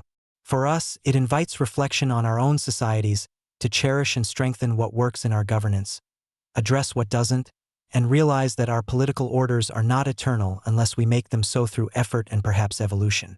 The boy emperor Romulus Augustulus losing his throne to Odoacer symbolizes that even the mightiest lineage, from Romulus, the founder of Rome, to Romulus Augustulus, comes to an end, a profound lesson in humility for all human endeavors. Lesson 43. The Eastern Empire's endurance. While the Western Empire crumbled, the Eastern Roman Empire, often called the Byzantine Empire by later historians, survived and often thrived. Centered in Constantinople, the East had several advantages: more population, greater wealth, more stable urban centers, and a more defensible geopolitical position. It also benefited from a bit of luck and strong leadership in critical periods. Emperors like Zeno and Anastasius in the late 5th century managed to stabilize the East as the West fell. In the 6th century, Emperor Justinian even reconquered parts of the lost West, North Africa, Italy, southern Spain, for a time. The Eastern Empire carried on Roman law, culture, and Christian religion for centuries, serving as a bulwark against new invaders like the Persians and later the rise of Islam. It acted as a reservoir of knowledge, preserving not only Roman but also Greek learning, which would later flow back into Western Europe during the Renaissance. The Eastern Empire finally fell in AD 1453, when Constantinople was taken by the Ottoman Turks, but by then it had lasted 1,000 years longer than its Western counterpart. The lesson from the Eastern Roman Empire's longevity is that adaptation and strong institutional continuity can greatly extend the life of a state. The East reorganized its army and society, for example, through the theme system which tied military service to land grants, used diplomacy shrewdly, often playing barbarians against each other or paying tribute selectively, and leaned on a cohesive religious cultural identity, Orthodox Christianity, and the idea of the emperor as God's regent on earth, to maintain unity. There's also a lesson in how knowledge and culture can be shielded through hard times. The Byzantine scholars kept the flame of classical wisdom alive through dark centuries. In sum, the Eastern Roman experience teaches us the value of resilience and reform. Instead of viewing Rome's story as simply one of decline and fall, the Eastern half shows a narrative of survival, creativity, and endurance against odds. For modern minds, it's a reminder that even when one power center falls, like Rome, another can carry forward the torch, Constantinople. It encourages us to think in terms of continuity. What can we preserve and transform even if other parts of our world change or collapse? The Byzantines saw themselves not as a new empire but as the continuation of Rome. And in many ways they were. Their survival teaches that with flexibility, cultural strength, and determination, the core of a civilization can endure far beyond what pessimists might expect. Lesson 44. Preserving and transmitting the legacy. Long after the political power of Rome was gone in the West, the ideas and achievements of the Roman Empire were carried forward. Monasteries in Europe copied Latin manuscripts, keeping literature like Virgil's epics and Cicero's speeches alive. The Christian Church, which had become the state church of Rome, maintained Latin as a sacred language, effectively preserving it through the Middle Ages. Roman law, especially as codified under Emperor Justinian in the 6th century, the Corpus Juris Civilis, later became the foundation for many modern legal systems in Europe. Roman concepts of engineering and architecture, the arch, the dome, road building, aqueducts, were not forgotten. Medieval builders emulated them, and Renaissance artists and architects outright revived and celebrated them. The lesson here is about the longevity of cultural and intellectual legacy. An empire might fall, but its influence can echo for millennia if there are those who treasure and transmit its knowledge. Rome's fall could have meant a complete shattering and forgetting. Indeed, some knowledge was lost. But due to conscious effort by many Eastern Roman scholars, Western clergy, later Muslim scholars who translated Greek and Roman works, much of Rome's heritage was saved. We learn that ideas can be mightier than empires.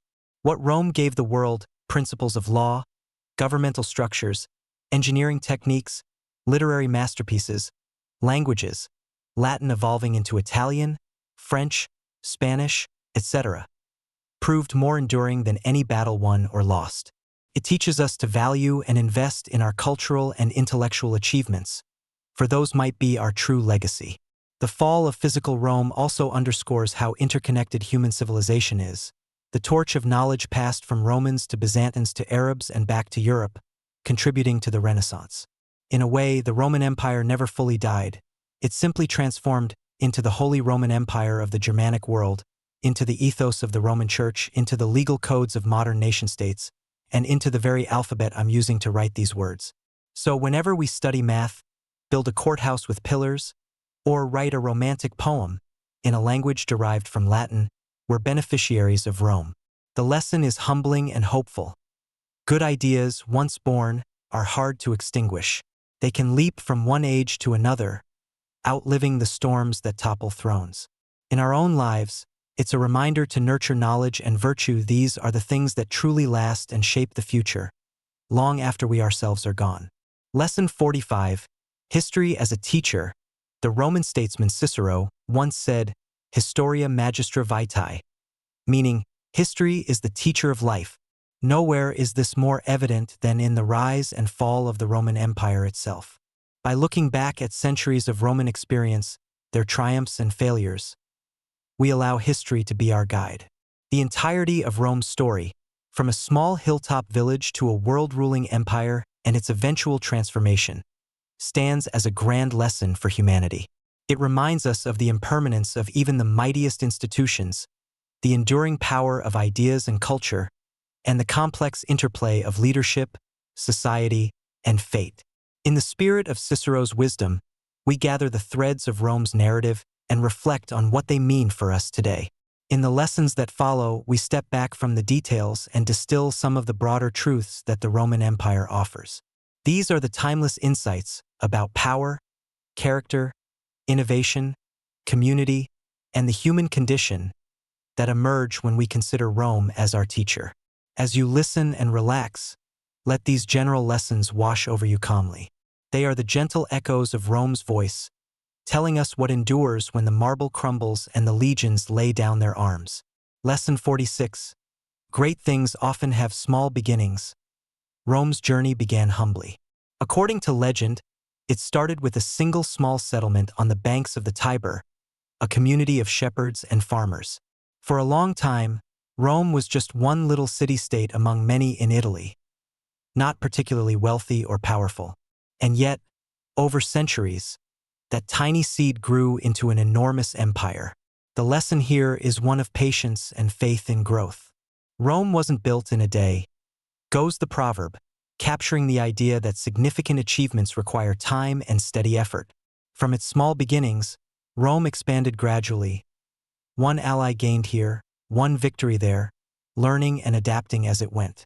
There were setbacks and near destructions, as we've heard, but the city persisted.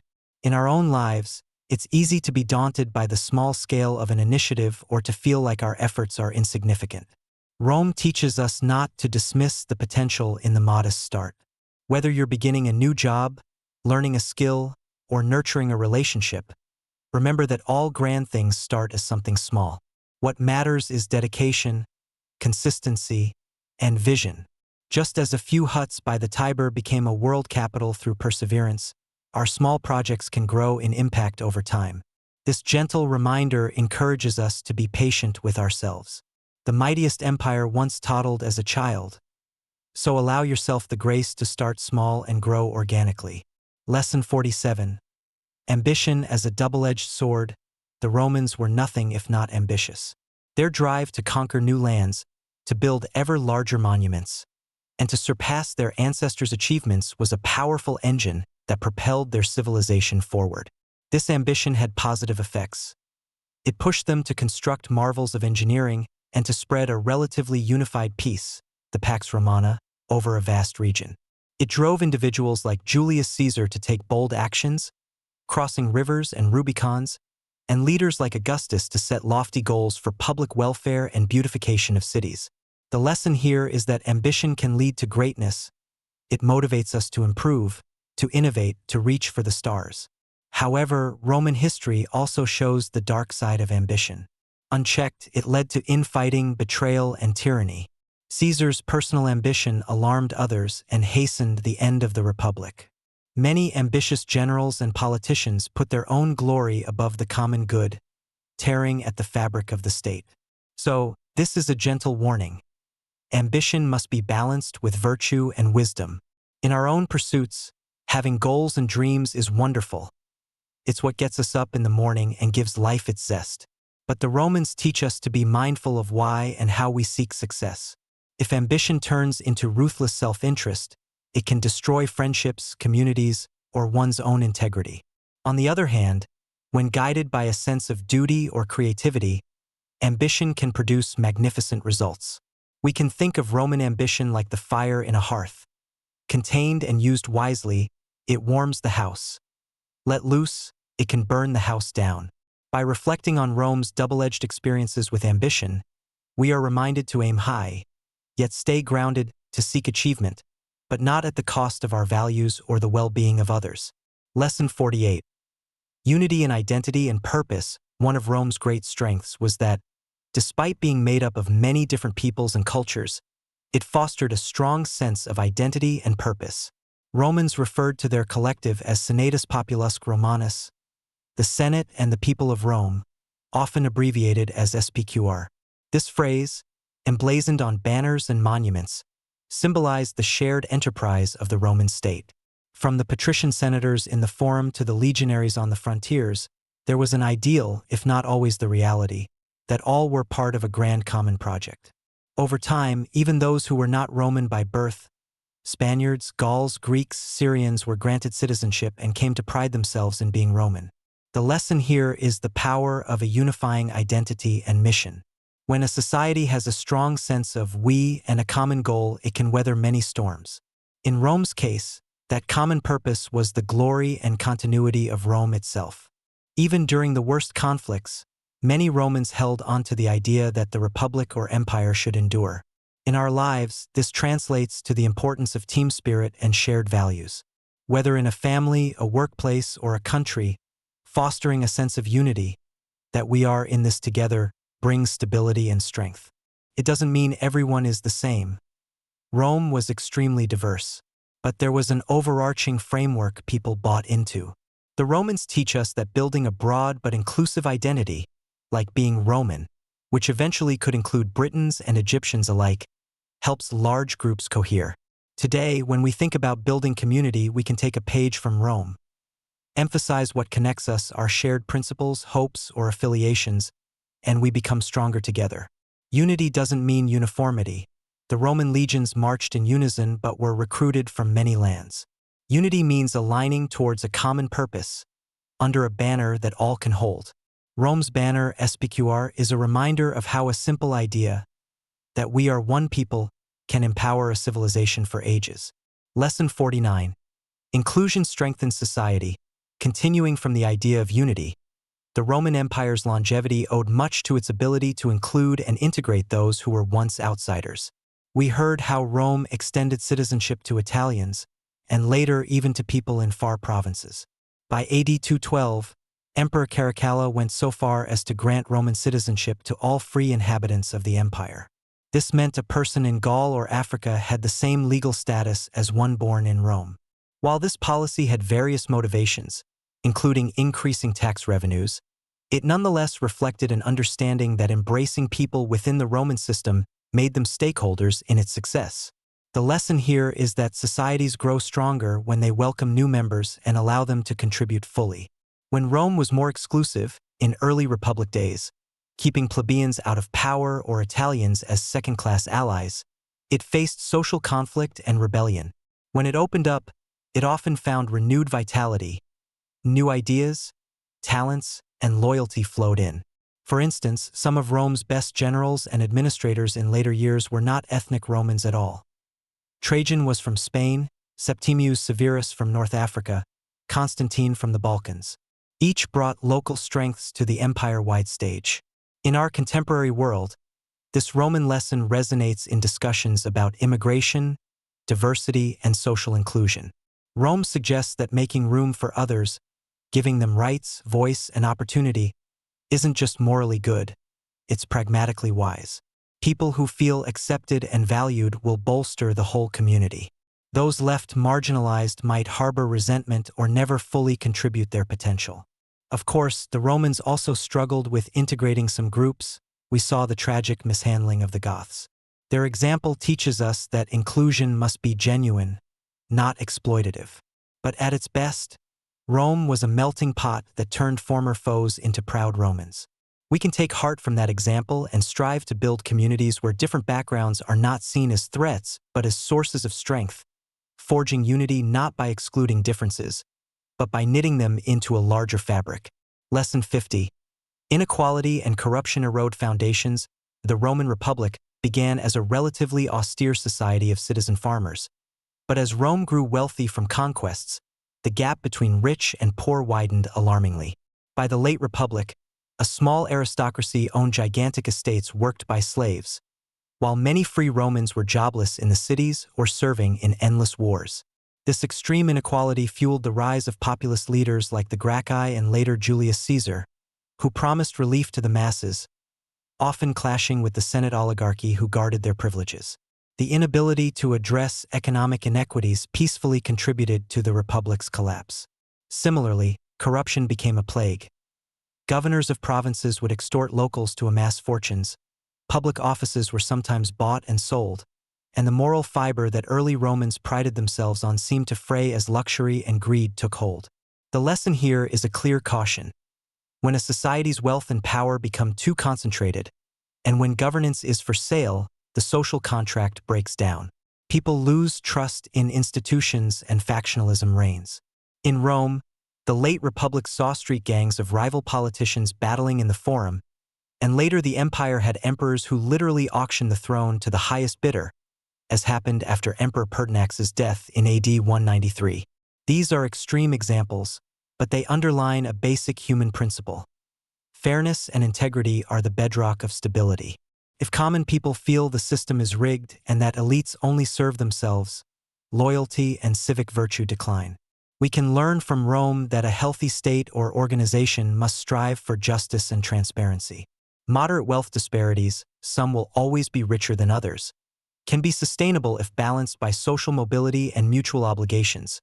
Rome at its best gave bread to the poor and land to veterans, for instance. But when the gulf grows too vast or corruption too blatant, the structure starts to rot from within. Thus, the Roman experience reminds us to mind the most vulnerable and to keep our systems as honest as possible. It encourages reforms, like those the Gracchi attempted, to fix inequities before frustration boils over.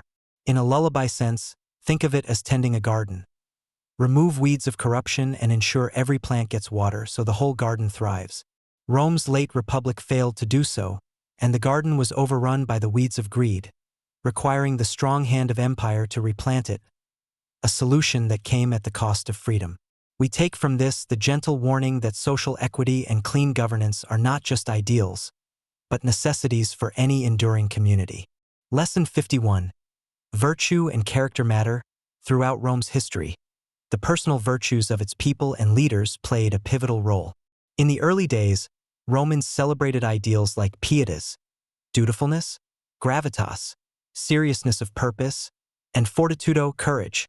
These values weren't just high-minded words. They influenced how Romans acted. Leaders such as Cincinnatus embodied humility and service, and generals like Scipio Africanus were praised not just for victories, but for their clemency and honor. Even in the empire, the good emperors like Antoninus Pius were esteemed for their modesty and fairness. The lesson here is that moral character isn't just a private affair. It can shape public destiny. When leaders are virtuous, just, and self-restrained, their nations tend to flourish in peace. When they are corrupt and cruel, the rot spreads. We see this in Rome's oscillation. The dignity of an Augustus or Marcus Aurelius lifted the empire's fortunes, whereas the vices of a Caligula or Nero tarnished its glory and sowed chaos. On a personal level, the Roman experience encourages us to cultivate virtues in our own lives. Traits like honesty, reliability, and empathy might seem old-fashioned, but they build trust and cohesion, the very stuff that holds families, teams, and communities together. In a gentle sense, character is fate. Who we choose to be, when multiplied across many people, steers the course of our collective life. Rome reminds us that the strength of a society begins in the hearts of its individuals. Sincere courage, duty, and integrity act as an inner shield against adversity. And when a critical mass of people uphold such values, even an empire can stand for centuries. Lesson 52. Good governance and organization. Rome's greatness was not only due to its legions, but also its efficient administration.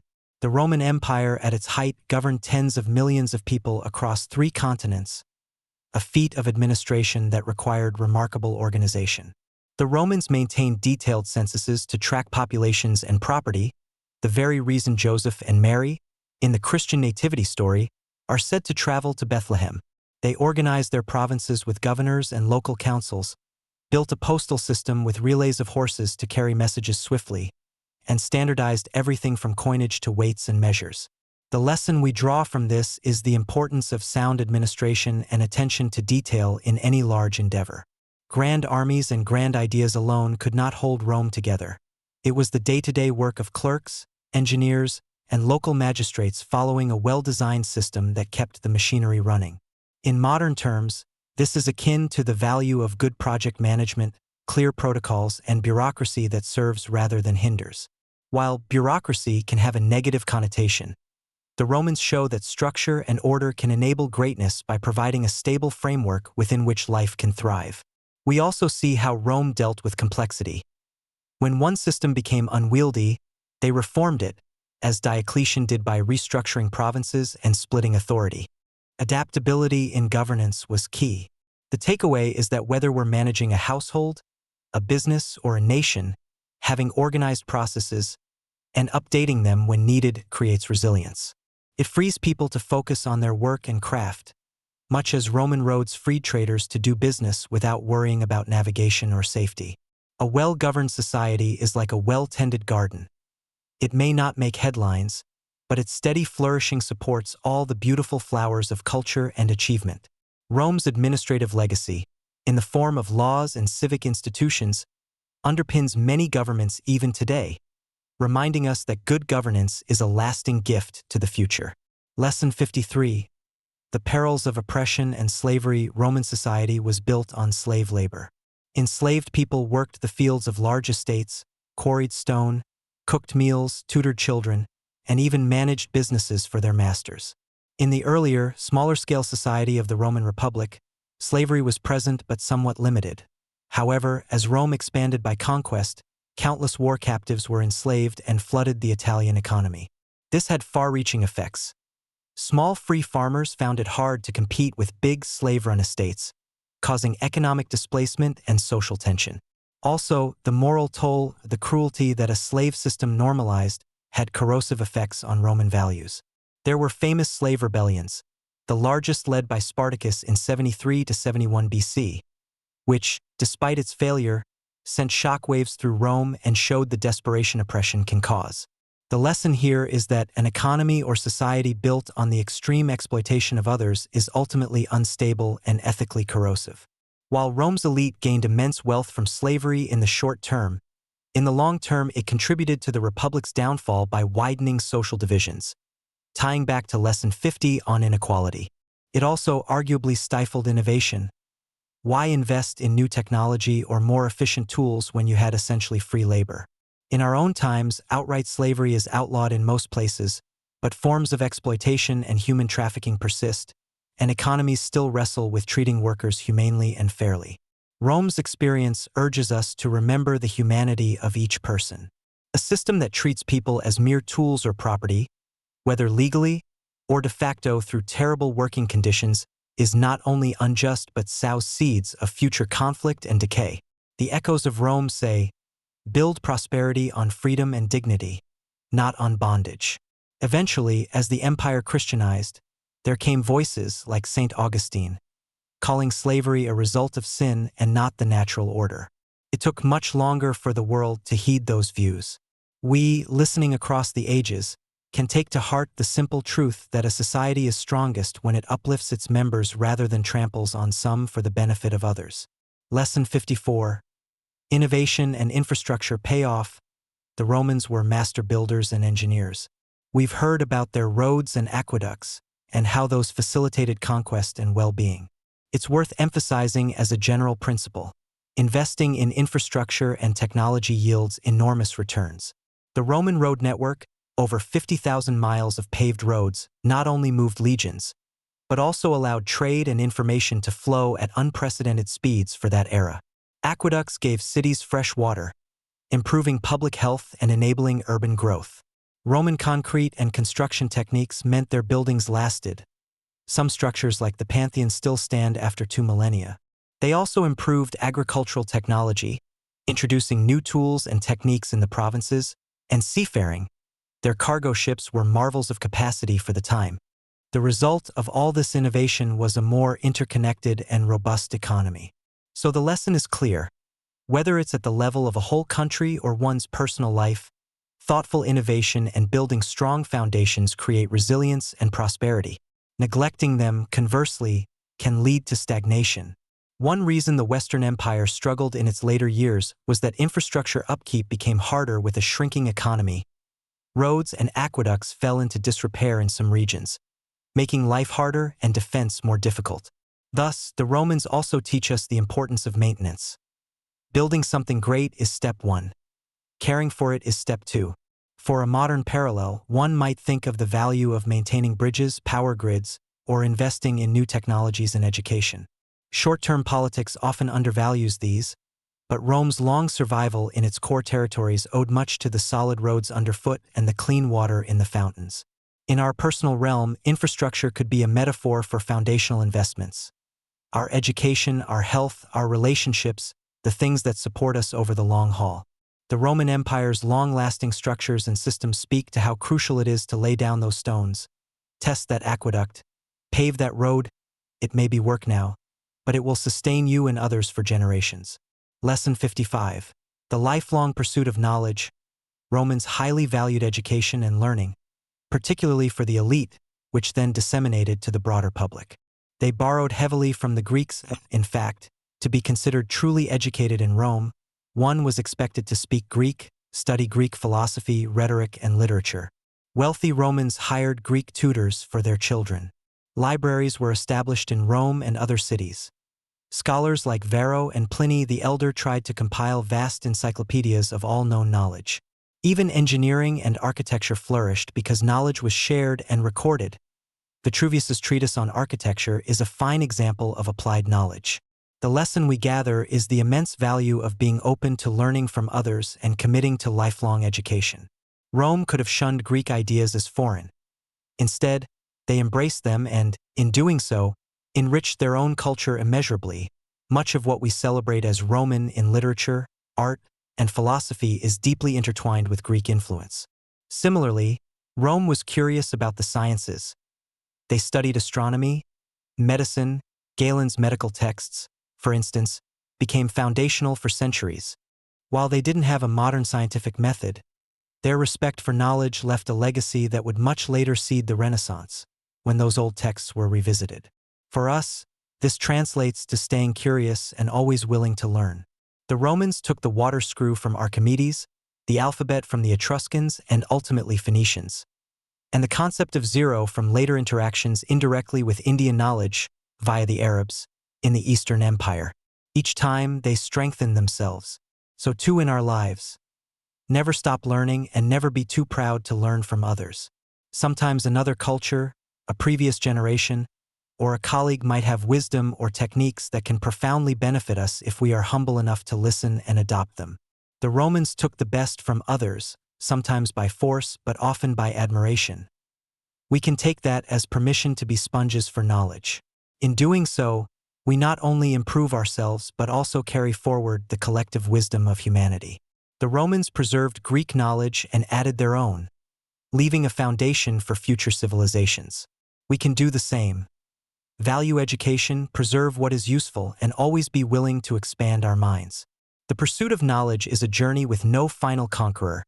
Each generation builds upon the work of the last, and by staying intellectually curious, we ensure progress and understanding keep moving forward. Lesson 56. Caring for the welfare of all. One mark of Rome at its zenith was the attempt, however imperfect, to provide for its citizens' welfare. We've discussed the grain dole and public entertainments as ways leaders kept people content. But beyond that, some emperors instituted genuine social programs.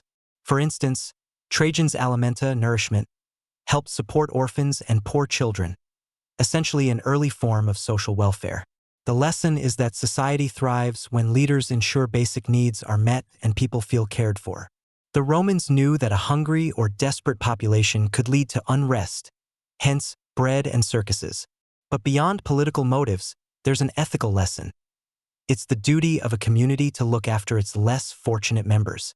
Roman emperors who gained the nickname Pater Patri, father of the fatherland, were often those who looked out for the people's well-being, like providing relief after disasters or safeguarding the grain supply. In our context, this lesson might apply to how we view modern social safety nets, healthcare, or community support systems. It reminds us that compassion and practical generosity strengthen a society's fabric. People are more loyal and productive when they feel their society values them and won't let them starve or suffer needlessly.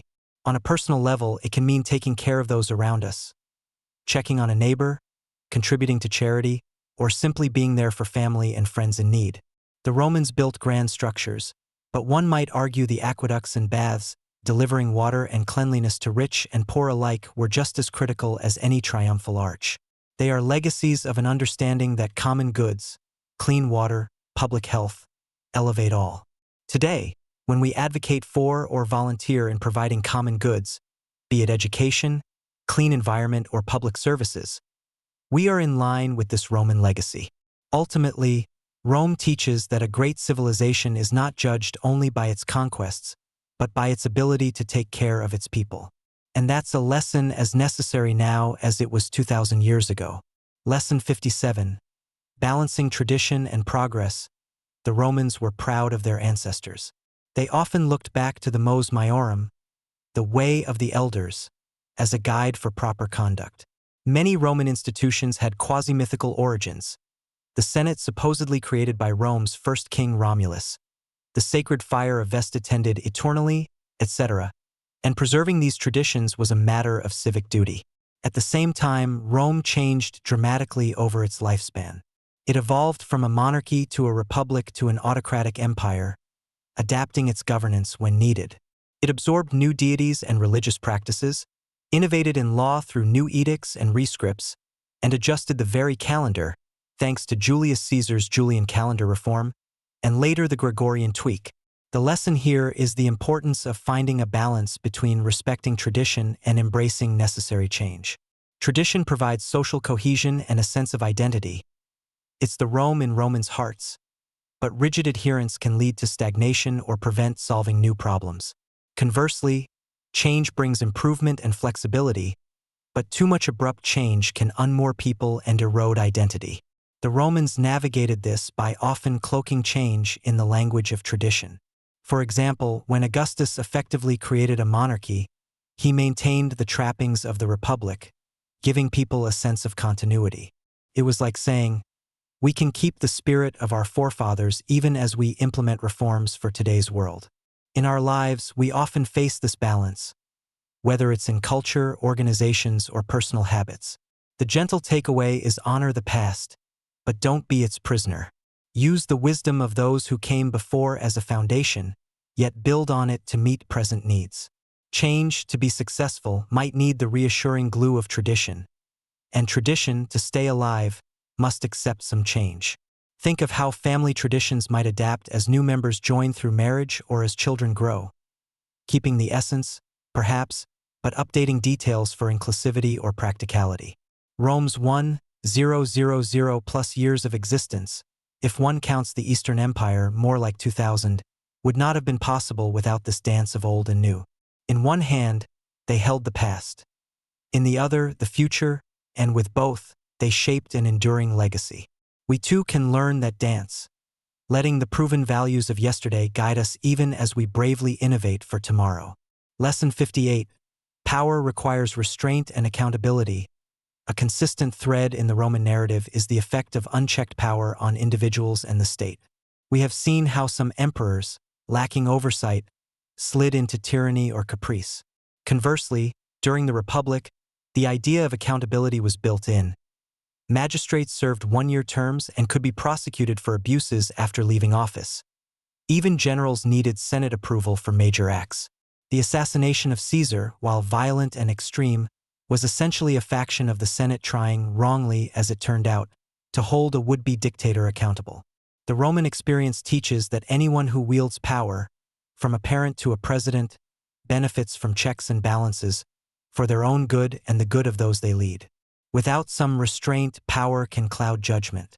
We saw this when discussing Caligula or Nero. Likely, had there been stronger curbs on their authority or counsel they couldn't ignore, their worst excesses might have been mitigated. Modern society very much took this lesson from Rome. Many governments have separation of powers, term limits, regular elections, or oversight bodies, all echoing the Republic spirit if not its exact form.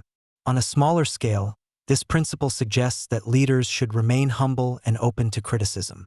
The best Roman emperors, like Marcus Aurelius, surrounded themselves with wise advisors and moderated their absolute powers with personal discipline. The worst acted on whim and flattery. In a soothing reflection for us, we can internalize that when we have control, whether as a project head, a teacher, or any role of authority, it's healthy to invite feedback, to remember our fallibility, and to set personal limits. Power can be intoxicating. The Romans would nod gravely at that, pointing to countless cautionary tales. So they offer a simple piece of advice. Just because you can do something doesn't always mean you should. Restraint is a virtue in leadership, and listening to others is a strength, not a weakness. In Rome, the concept of auctoritas was prized, a kind of earned respect and authority that came from wisdom and character, not just position. The figures who had it, like Augustus, could guide the state smoothly. Those who relied only on raw power without moral authority often led it into storms. Thus, from the echoes of the Forum and Imperial Palace comes the guidance that accountability, be it to laws, to colleagues, or to one's own higher principles, is what keeps power in service of the good.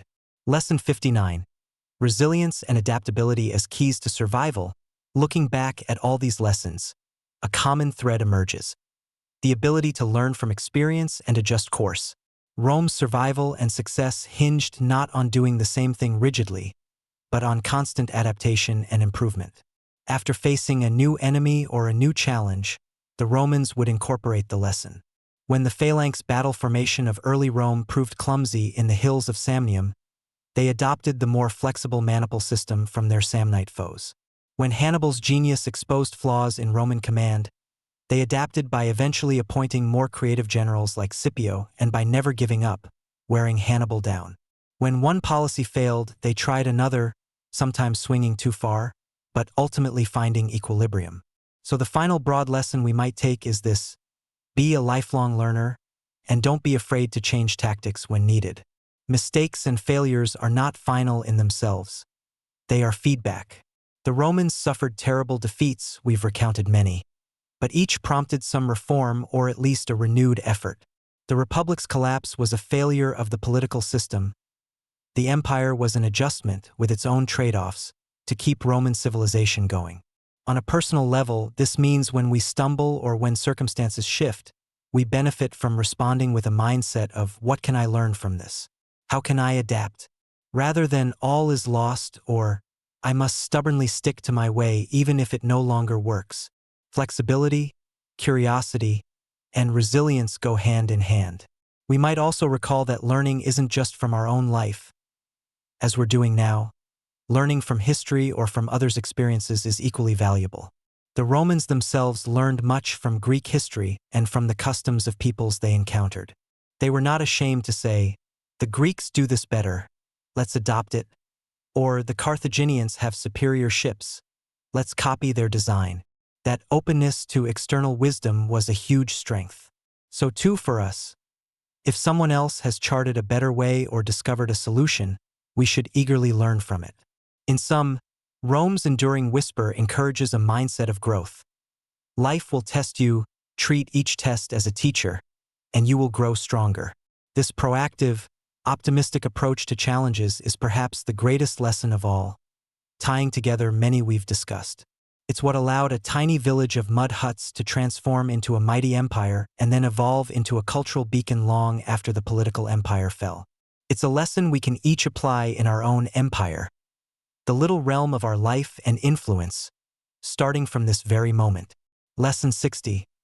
Never become complacent. The Roman Empire in the 2nd century AD was at its zenith, prosperous, at peace internally, dominant externally. It might have seemed invincible, yet, as we know, challenges were brewing. Historian Edward Gibbon famously pointed to this period, under the Antonine emperors, as the happiest age of mankind, but even then the seeds of decline, succession troubles, economic strains, etc., were quietly sprouting. The lesson here aligns with a saying from Roman wisdom: nothing lasts forever, or as we might say today, past success is no guarantee of future success. The moment one assumes that the way things are will always be so, the risk of decline grows. Rome had to keep innovating and reforming to survive. When it failed to reform fast enough, it faltered. In personal life or businesses, this translates to a caution against resting on laurels. It's wonderful to enjoy success. Indeed, one should savor peaceful, fruitful times, but avoid the trap of thinking the work is over. The Romans would advise: celebrate your victories, but keep your sword sharp and your mind sharper. In a gentler metaphor, if life is sailing smoothly, still occasionally check the sails and watch the horizon. Complacency is often the prelude to being caught unprepared. Another way to frame this positively is to stay curious and proactive even when all is well. The golden age of the Pax Romana could have perhaps been prolonged if more leaders had been like Marcus Aurelius, aware of duty and philosophical about fortune. Instead, some of his successors grew decadent or negligent, which quickly eroded the gains. Thus, whether it's maintaining one's health, don't skip checkups just because you feel great now. Keeping a relationship strong, don't take a partner for granted simply because things have been fine. Or staying competitive in a job, continue learning new skills even if you're currently on top. The principle stands: always be preparing for the next chapter, not in an anxious way but in a mindful way, acknowledging that change is constant. The Romans teach us to appreciate the present, but to live with one eye on the future, ready to respond when the winds change. Lesson 61. The power of diplomacy. Although Rome is often remembered for its legions and wars, it also achieved much through diplomacy and negotiation. Roman statesmen knew when to talk instead of fight. They forged alliances with neighboring tribes and kingdoms, for instance, making treaties with powerful states like the Parthian Empire to maintain a balance of power, or persuading one barbarian tribe to become a federated ally against another. When Julius Caesar conquered Gaul, he did so as much by making certain Gallic chieftains friends of Rome as by battling others. When Emperor Aurelian faced Queen Zenobia of Palmyra, he not only defeated her but treated her with honor after capture, earning him respect in the East. The lesson here is that not every conflict must be solved by force. Talking, negotiating, and finding common interests can save a lot of blood and treasure. Diplomacy is essentially the art of finding a win-win or at least a mutually tolerable compromise. The Romans teach us that skillful negotiation can often achieve what war cannot, or prevent wars that need not happen. In modern terms, we see parallels in how cultural exports, music, movies, values, brands, can extend a nation's influence more deeply than any coercion might, or how international conflicts are best solved at the table rather than on the battlefield. On a personal level, this is the wisdom of communication and compromise. If you face a dispute or a deal, the Roman way would encourage seeking a solution where both sides feel heard and respected. It's like defusing a hostile situation by listening and finding a middle ground. Diplomacy is a form of empathy in action, trying to see what the other side truly needs and finding a solution that addresses it while securing your own needs. The Roman Empire reached its greatest extent not only by defeating enemies, but by absorbing them as partners. Many a defeated king was kept in power as a Roman client. In our lives, opting for dialogue over confrontation, finding the middle ground, can turn a potential enemy into a friend and transform a tense standoff into a collaboration. It's a powerful lesson that words and tact can often accomplish what swords and anger cannot. Lesson 62. Merit and opportunity over birthright in the Roman system. Especially during the Empire, it wasn't only old aristocratic Roman families that reached the top. Many people of humble or provincial origin rose to great heights. The Emperor Diocletian, for example, was the son of a scribe and came from a remote province, Dalmatia. Yet he became one of Rome's most important reformers. Trajan, as noted, was from a non-Italian family in Spain, the first emperor from the provinces. Later, even an outsider like Maximinus Thrax, reportedly a peasant shepherd turned soldier from Thrace, could be elevated by the army to the purple, though his reign was short. The lesson here is the value of a system that recognizes talent and ability over lineage or favoritism. Rome, at its best, was a meritocracy within its governing class. The idea of the cursus honorum, course of honors, meant that men advanced through a sequence of public offices based on experience and success, and yes, some election by peers and people. When this system functioned, it brought capable leadership to the fore. The Roman army, too, was full of stories of common soldiers who rose to become centurions or even generals through bravery and skill. For us, this emphasizes the importance of offering opportunities to those who work hard and demonstrate talent, regardless of their background. Societies and organizations thrive when they make room at the top for fresh energy and competence, rather than restricting advancement to a closed elite. We can also take a personal lesson. Let your merit speak through your actions, and judge others by what they do, not by where they come from. Breaking down class, caste, or other barriers allows a community to use all its human potential. The Romans, for their time, were surprisingly open to new blood. Some of their greatest emperors, like Septimius Severus from North Africa or Philip the Arab from Syria, came from outside the traditional Roman nobility. This adaptability helped refresh the empire's leadership pool. In modern times, we continue to strive, not always perfectly, for systems where the best ideas and people can rise. The Roman example says, "Don't fear the outsider. Welcome their contribution if it's good." Ultimately, it suggests a vision of community where everyone has a chance to make a difference. And indeed, how many potential emperors, great leaders, innovators, visionaries, might be out there waiting for a chance? Rome's history invites us to find out by keeping doors of opportunity open. Lesson 63. War is costly, peace is precious. The Romans were a martial people, and many of their stories are of battles and conquests. Yet, some of their wisest voices understood the heavy price of war. The historian Sallust wrote, "War is easy to start, difficult to end." During the Pax Romana, ordinary people enjoyed the fruits of peace, safe travel, booming trade, flourishing arts under the umbrella of Roman security. When that peace faltered, as in the 3rd century crisis, with constant civil wars and invasions, the economy shrank, cities contracted, and life became more of a struggle for everyone. The lesson here is that peace, the absence of large-scale violence, is a golden state that allows human potential to bloom. War, even when won, often leaves deep wounds. The Romans won many wars, but even victory brought loss. Countless young men dead, farms ravaged, treasuries drained. After defeating Carthage, Rome gained an empire but also imbibed a kind of harshness that affected its soul. Likewise, constant warfare in later centuries drained the empire's manpower and finances, contributing to its vulnerability. In today's terms, while sometimes defense or conflict is unavoidable, the Roman experience urges us to never glamorize war or seek it without grave cause. It teaches us to cherish peace and work to resolve disputes without violence whenever possible. On a smaller scale, consider the wars in personal life, severe arguments, feuds, rivalries. They, too, carry costs. Stress, broken relationships, sometimes years of regret. The Roman peace in our context might mean maintaining harmonious relationships and savoring the prosperity that comes with cooperation. In an increasingly connected and sometimes contentious world, this lesson rings clear. It's easy to fight, but far better to find concord.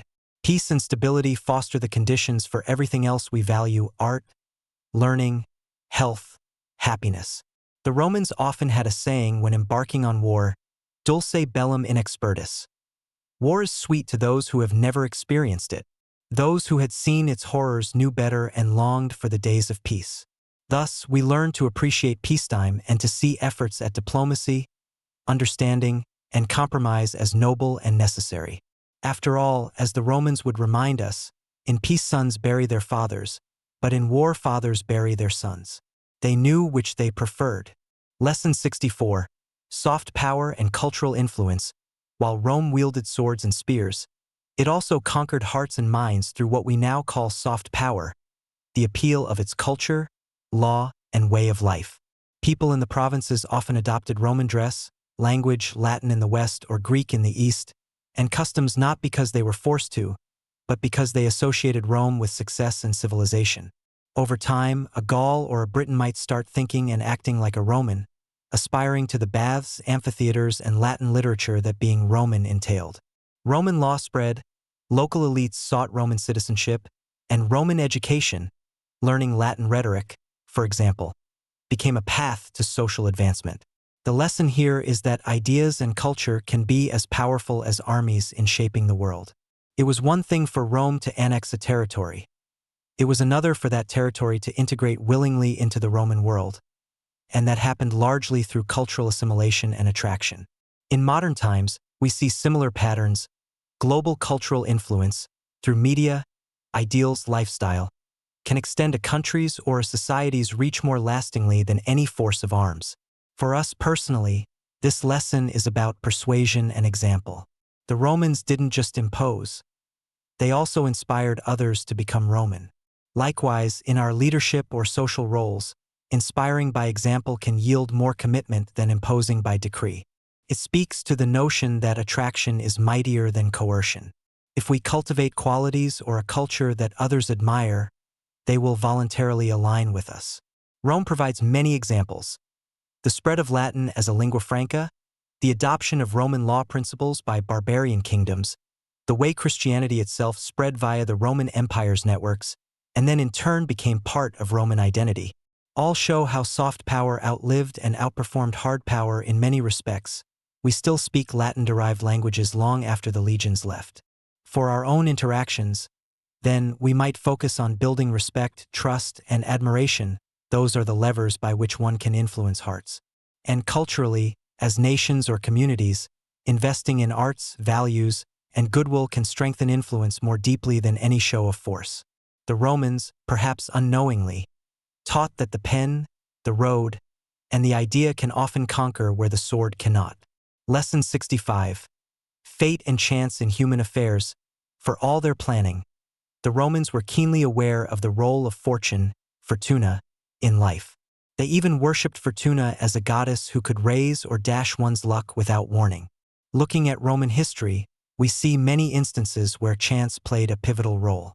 Julius Caesar might not have risen to power had he not narrowly survived a war early in his career, or if he hadn't happened to capture the right amount of gold in Gaul to fund his political ambitions.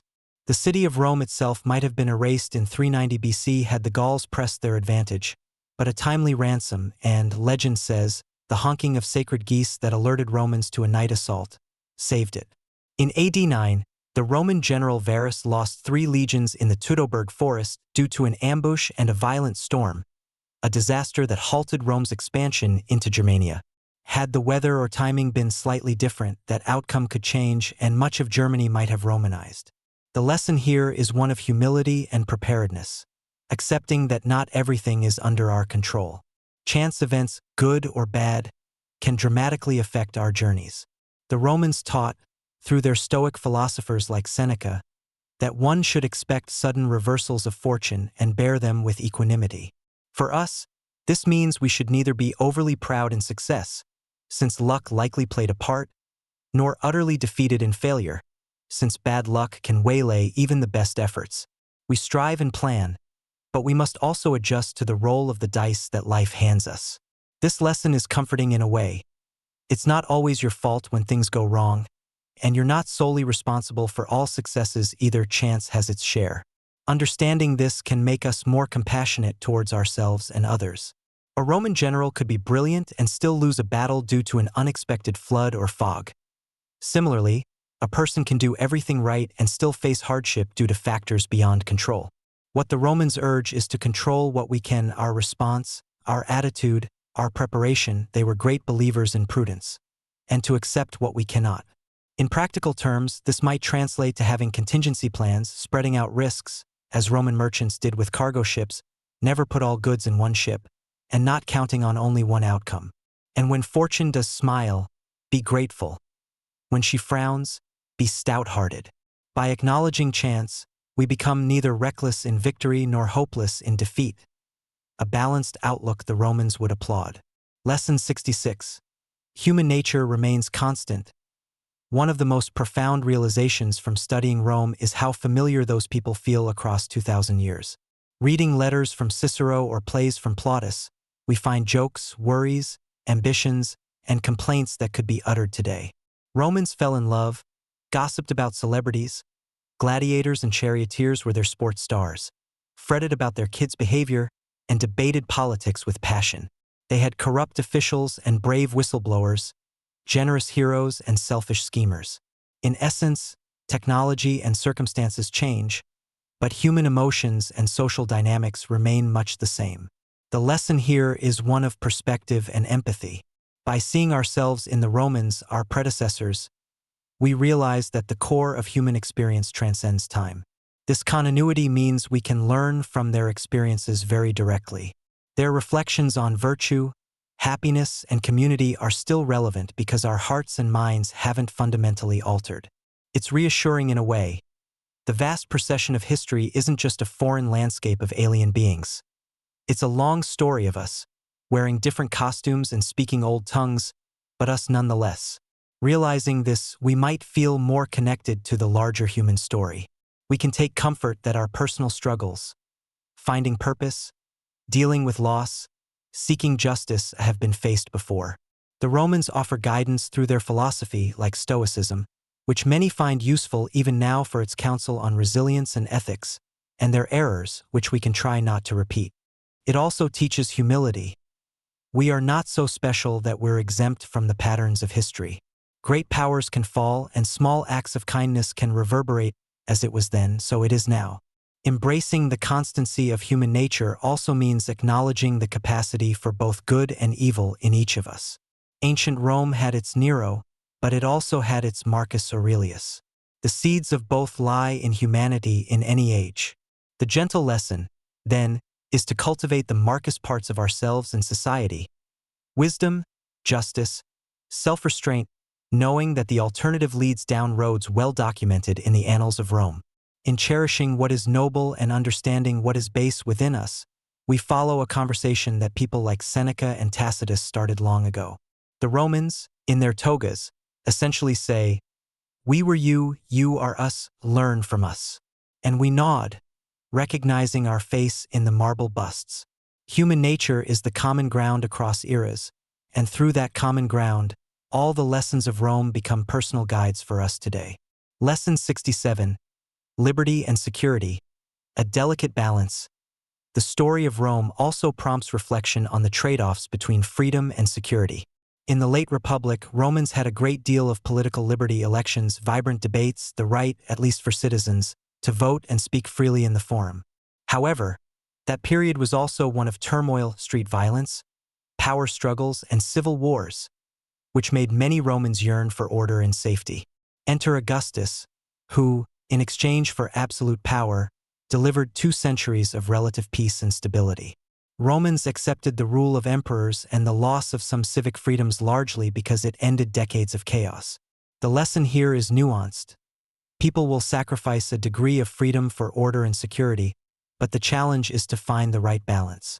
Too much freedom without order can lead to anarchy, while too much order without freedom can lead to tyranny. Rome sampled both ends of the anarchy of the 40s BC and the tyranny of figures like Nero, and ultimately settled into an imperial system that, at its best, tried to be benevolent and, at its worst, was oppressive. For modern societies, this remains a central tension. We want safety from external threats and internal crime, yet we also cherish personal liberties and democratic voice. The Roman voice cautions that leaning too far in either direction has perils. They might advise, maintain institutions that provide checks to prevent tyranny, and also forums for grievances to be aired, to prevent rebellion, seeking a middle path. In personal life, this balance appears in how we manage control and trust. For instance, in raising children, give them freedom but also boundaries to feel secure, or in communities, rules are important, but so is the freedom for individuals to express themselves. Rome's swings from republican liberty to imperial order show the extremes. Its eventual long existence under a moderated autocracy shows a compromise that, while not ideal in our modern eyes, worked for their context. We can glean that extremes in either liberty or security can breed disaster, and that wise governance and personal decision-making requires a bit of both, enough freedom to empower and innovate, enough security to protect and sustain. Lesson 68. Preparing the next generation. One reason Rome endured for so long was its emphasis on continuity and mentorship. In the days of the Republic, experienced statesmen would guide younger ones. For example, Cato the Elder tutored his son diligently in history and civic duty, and generals often mentored their lieutenants. During the Empire, the period of the 5 good emperors, Nerva, Trajan, Hadrian, Antoninus Pius, and Marcus Aurelius, stands out. Each of those emperors, lacking a natural son capable of ruling, chose and groomed an adopted heir, teaching them the ropes of governance and instilling in them a sense of duty. The result was a rare era of peaceful transitions and competent leadership. The lesson here is the importance of investing in those who come after us. Whether it's a parent raising a child, a master training an apprentice, or a leader coaching a deputy, what we pass on ensures that our efforts do not vanish when we step aside. The Romans show that when succession is an afterthought, chaos can ensue. Consider the crisis after Commodus or after later emperors like Constantine when clear succession plans fell through. But when nurturing new talent is a priority, stability reigns. In our lives, this might mean being a mentor or seeking one. If you have skills or wisdom, impart them to the young or newcomers in your field. It not only helps them, but also gives your knowledge a life beyond you. If you're learning, appreciate and heed those willing to guide you. The continuity of civilization is a relay race. Each generation hands the torch to the next. Rome's relay lasted so long because many times the handoff was smooth and the runners well-trained.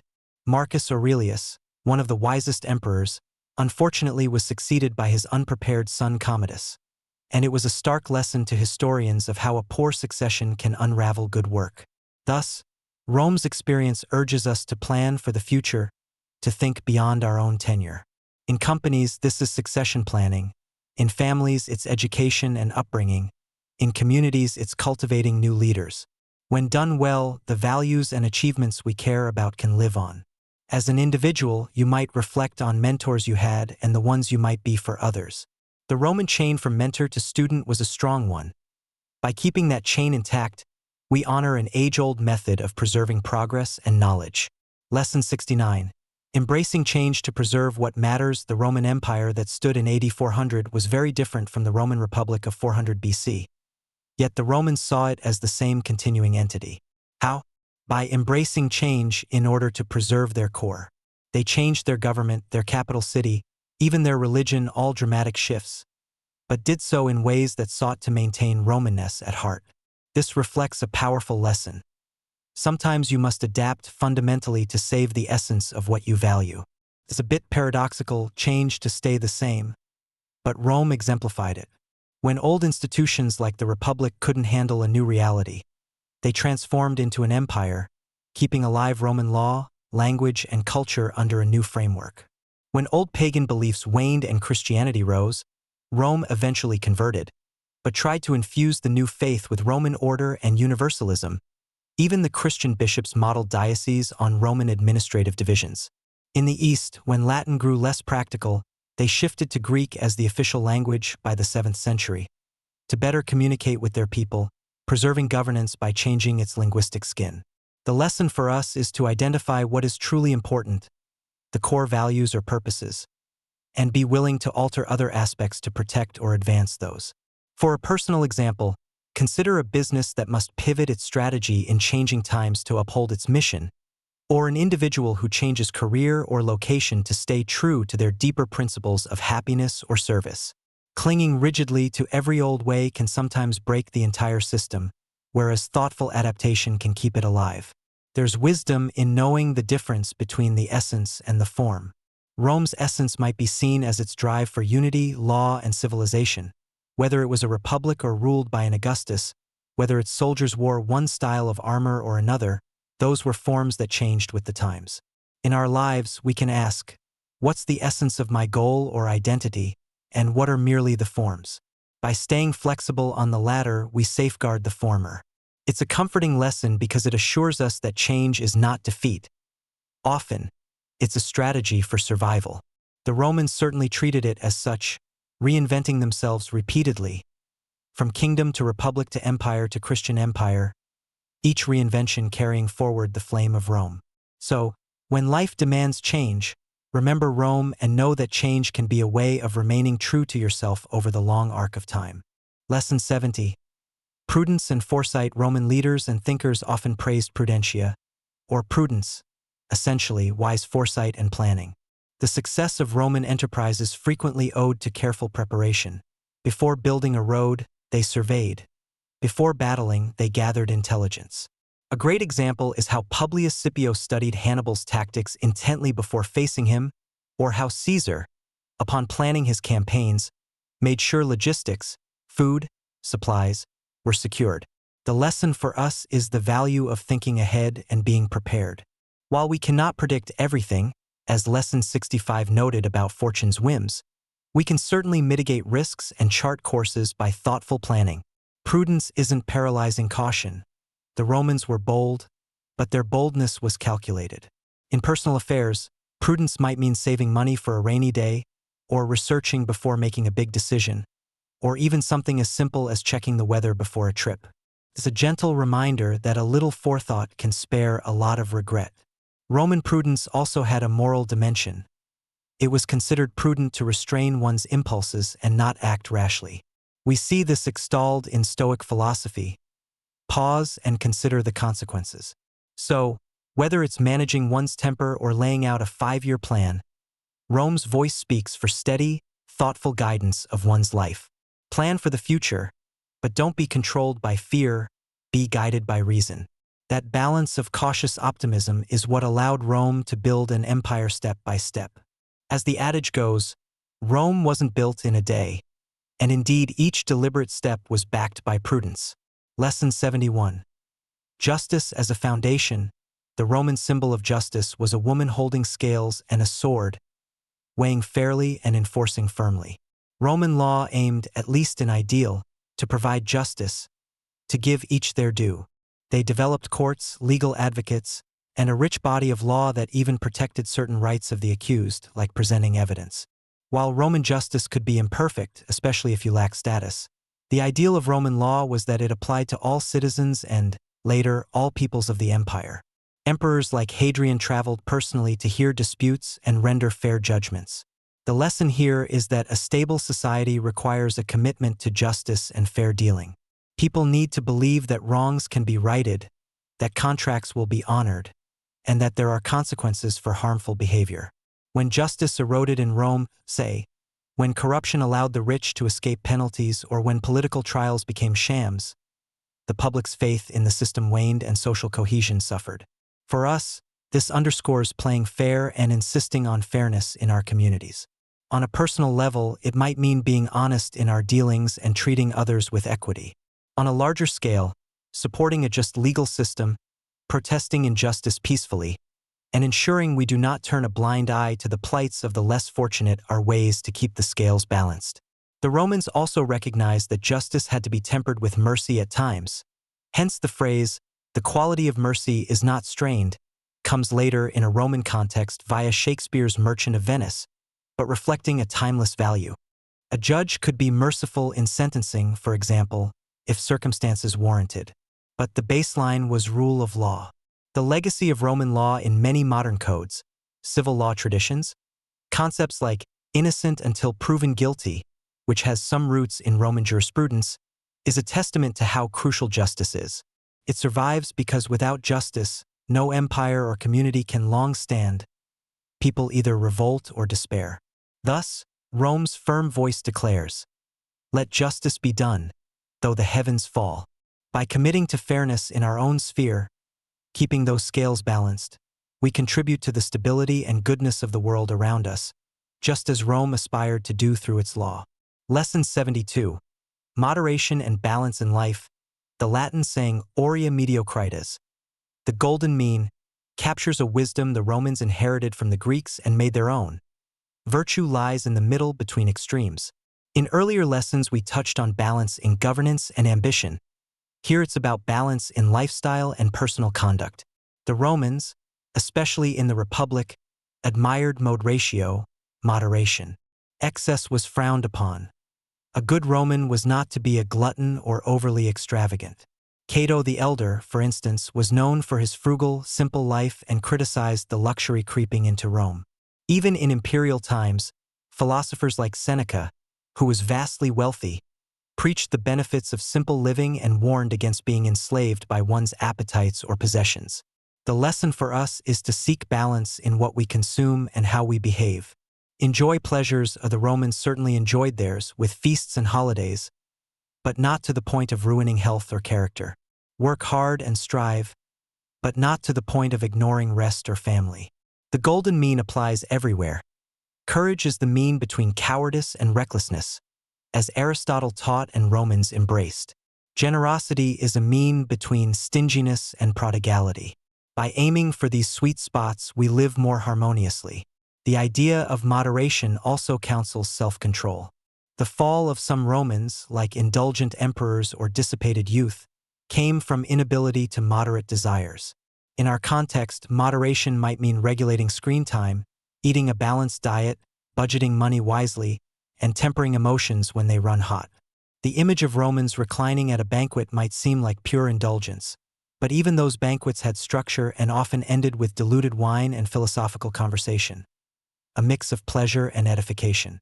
So the Romans would likely advise, partake in life's feast but don't gorge.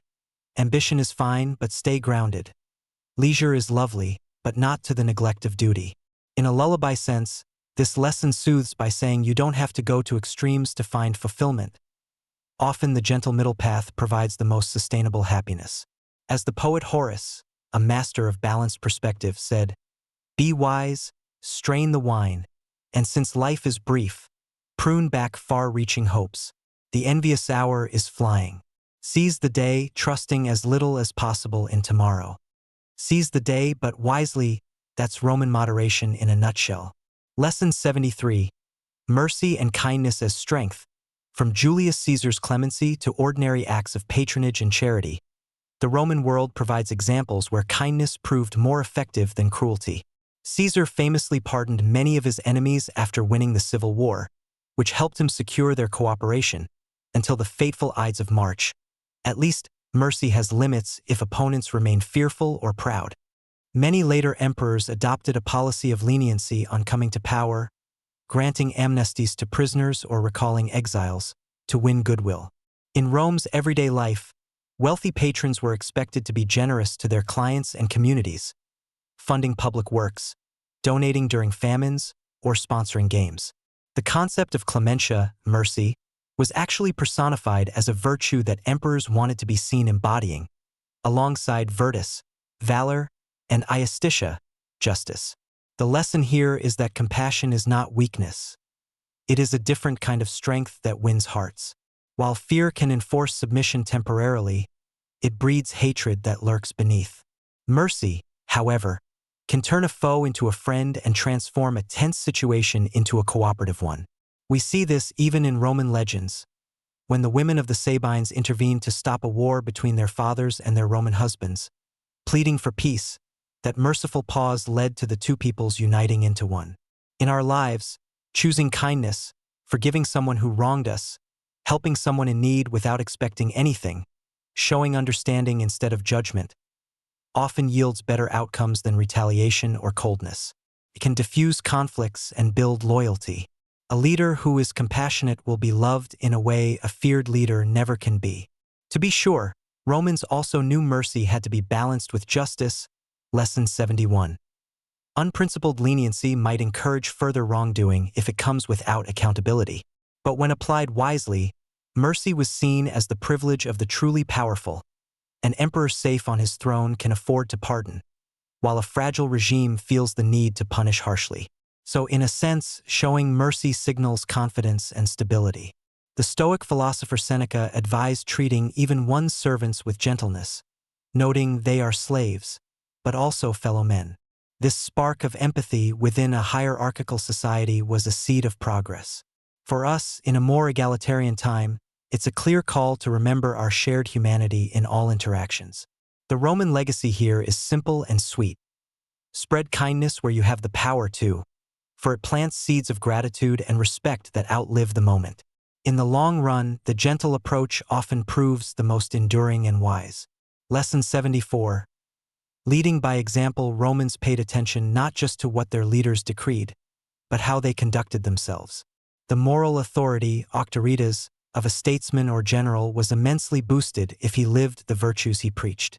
The Emperor Augustus, for instance, famously lived relatively modestly in a simple house, sending a message of frugality and propriety.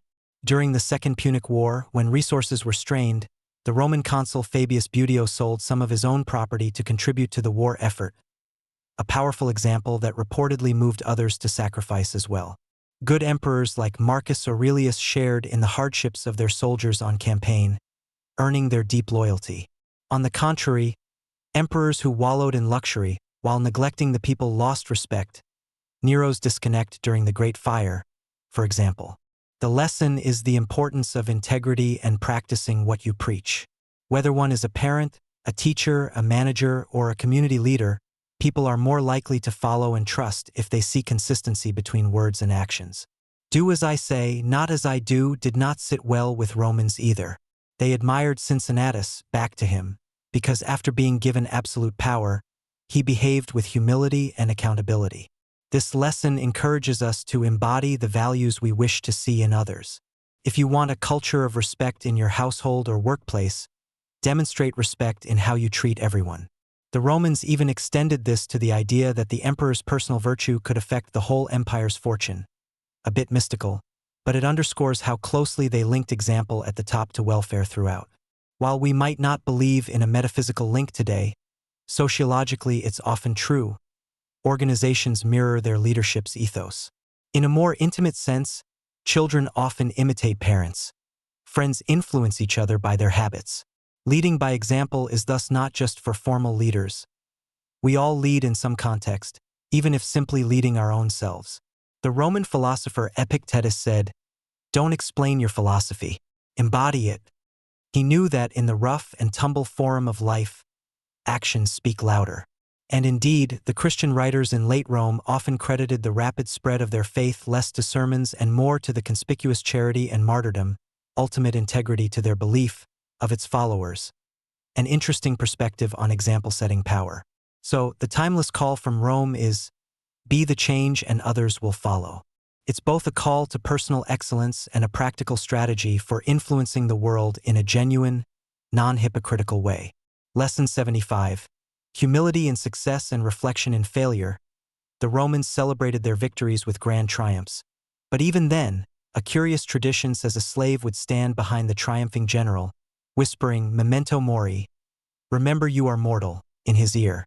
This was to keep him humble at the peak of glory. Similarly, after setbacks, the wiser Romans didn't flail about blaming fate or others. Instead, they analyzed what went wrong and learned from it.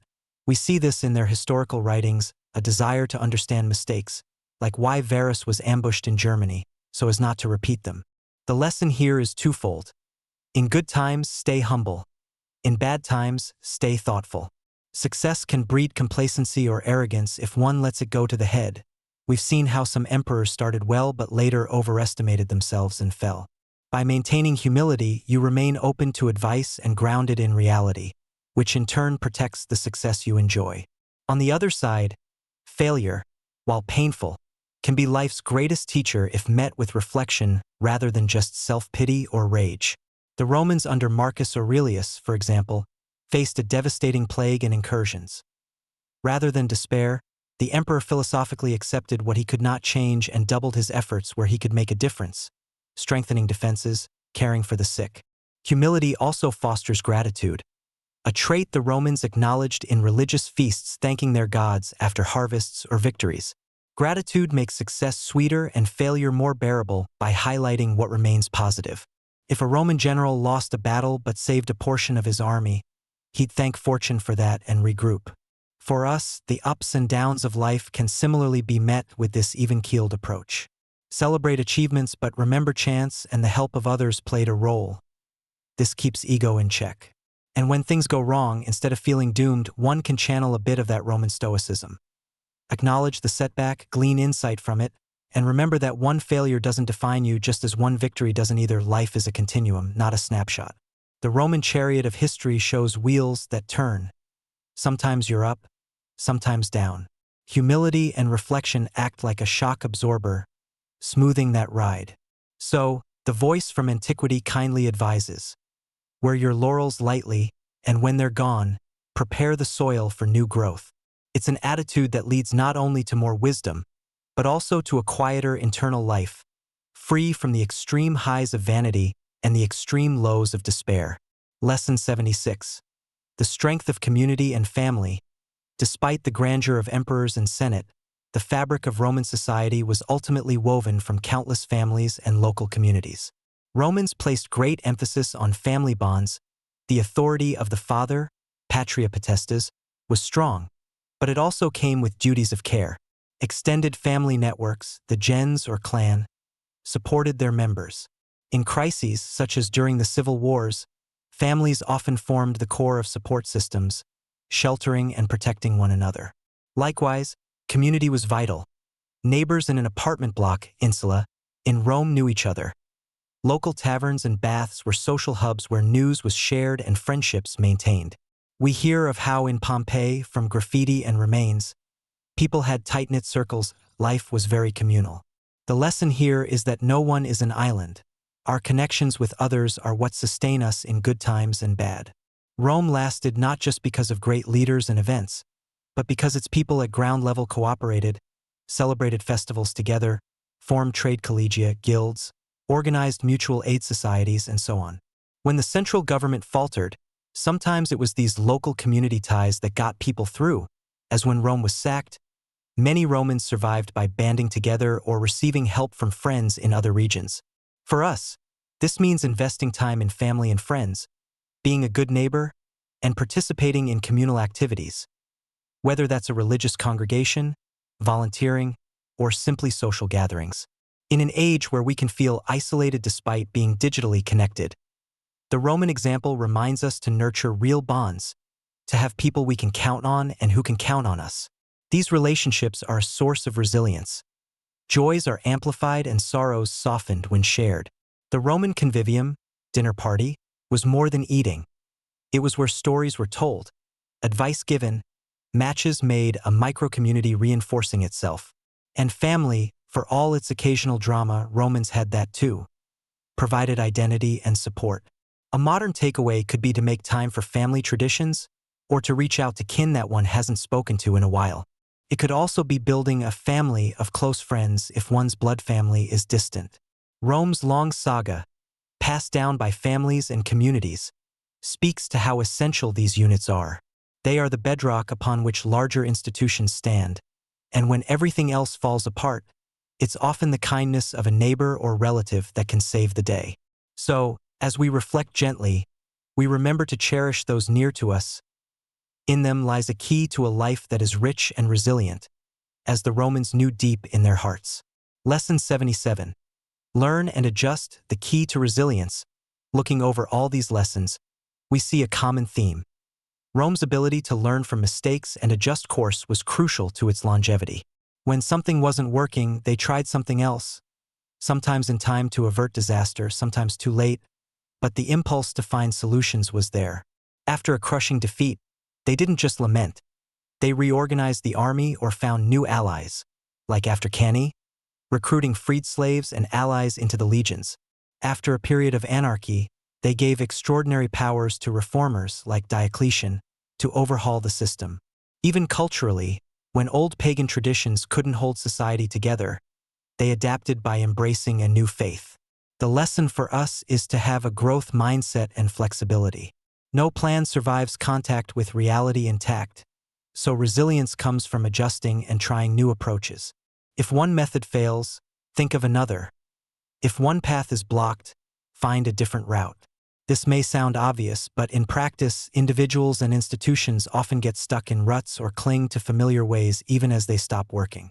Rome's history is a big caution sign against such stagnation. The empire's survival in the East and transformation in the West both show that reinvention is possible and can be positive. On a personal level, this means treating failures or changes not as catastrophes but as feedback. We might recall Thomas Edison's famous quote, "I have not failed. I've just found 10,000 ways that won't work." The Romans, in their trial and error over centuries, would likely agree.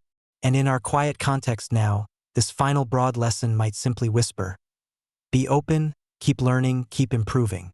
Every day you wake up, you can refine your approach a little based on yesterday's experience. This continuous improvement mindset is what turned Rome from a cluster of huts into a colossus, and it can similarly elevate our personal and communal lives over time. So, as we near the conclusion of this reflective journey, we carry forward the Romans' legacy of resilience through learning. They left us not only monuments and laws, but a living example of how to face life's unpredictability, with intellect, adaptability, and hope that with effort, things can be better. Lesson 78. The living legacy in daily life. As we conclude the historical lessons, it's worth noting how much of Rome still surrounds us, a testament to the living legacy of the past in our present. Our calendars, for instance, carry the imprint of Roman rulers, July for Julius, August for Augustus. Our languages, if you speak a Romance language like Spanish, French, or Italian, are direct daughters of Latin. Even English, though Germanic, is filled with Latin roots. Our architecture, from Capitol Hill in Washington to the arches in modern stadiums, echoes Roman styles. Our legal systems owe much to Roman law principles, and our republics and senates draw inspiration from that ancient Roman republic. This lesson is one of appreciation. History lives on in ways we often take for granted, and by recognizing it, we gain a deeper understanding of why our world is the way it is. When you walk a straight road that stretches beyond the horizon, recall that the Romans taught the world the value of well-planned roads. When you write down a contract, you're echoing Roman law's emphasis on written agreements. Realizing these connections can give a comforting continuity. We are links in a long human chain.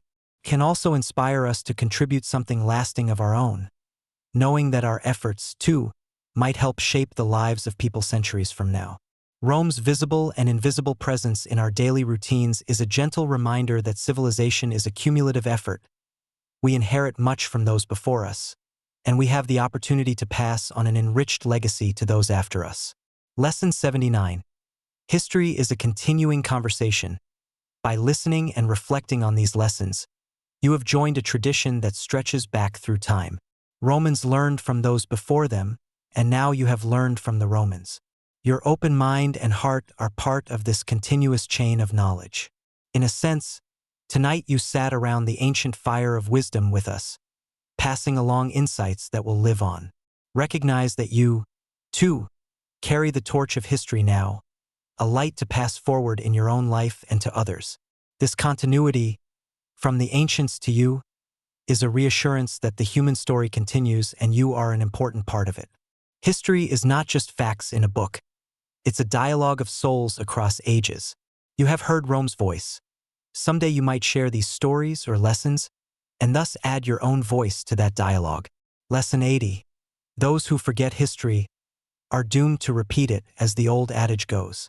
This saying is often invoked with Rome in mind. Many have drawn parallels between Rome and later powers, hoping to glean what to avoid. While history doesn't repeat in exactly the same way, it does provide analogies and warnings. The lesson is straightforward. Remember the past's lessons or risk making the same mistakes. We've seen throughout these 99 lessons, and indeed in Rome's own reflections, the Romans wrote history with moral purpose, that identifying patterns is crucial. The Romans themselves sometimes failed to heed their own history. They knew how factional strife had undone other states, yet their late republic fell to factional strife. Today, we might see similar patterns in political polarization or erosion of norms and recall Rome's cautionary tale. On a personal level, if we ignore the history of our own lives, patterns in relationships or finances, for example, we may find ourselves in repeat problematic situations. Hence, it's wise to pause and study what has come before. This lesson may sound a bit grave, but it's actually hopeful. It implies that we can avoid certain pitfalls by staying informed and mindful. We have an advantage the Romans didn't. We can see the entirety of Rome's arc and beyond. We possess, at our fingertips, an expansive record of human experience. By using it, we honor those who came before and protect those who are to come. It's like having a map of where many have traveled and where the quicksand lies. Ignoring the map would be folly. Thus, whether it's global leaders pondering war and remembering the ruin of past wars, or an individual pondering a gamble and recalling a grandfather's hard lesson, memory of history acts as a guide rail. It doesn't tell us exactly what to do. The world does change, but it lights the path with context. In sum, memory is a form of wisdom, and history is collective memory. Keep it alive, and it will keep you from stumbling where others fell. Lesson 81. Rise and fall is natural, but not inevitable. One overarching theme of the Roman story is the cycle of rise and fall. Rome rose from obscurity, reached astonishing heights, and eventually fell in the west, and much later in the east. This pattern of ascendance and decline seems common in history. Empires grow and then dissolve. The lesson here is to recognize that change in fortune is a natural part of existence, for nations, organizations, even individuals. This understanding can foster humility during the highs. Nothing stays on top forever, and hope during the lows. New growth can follow collapse. However, another subtle lesson is that while some form of fall may be inevitable, because nothing material lasts forever, the manner of it and the aftermath are shaped by choices.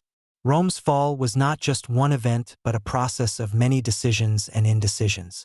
Some historians argue it didn't have to happen quite as it did. Perhaps if certain reforms had been embraced earlier, the Western Empire could have transformed rather than fallen.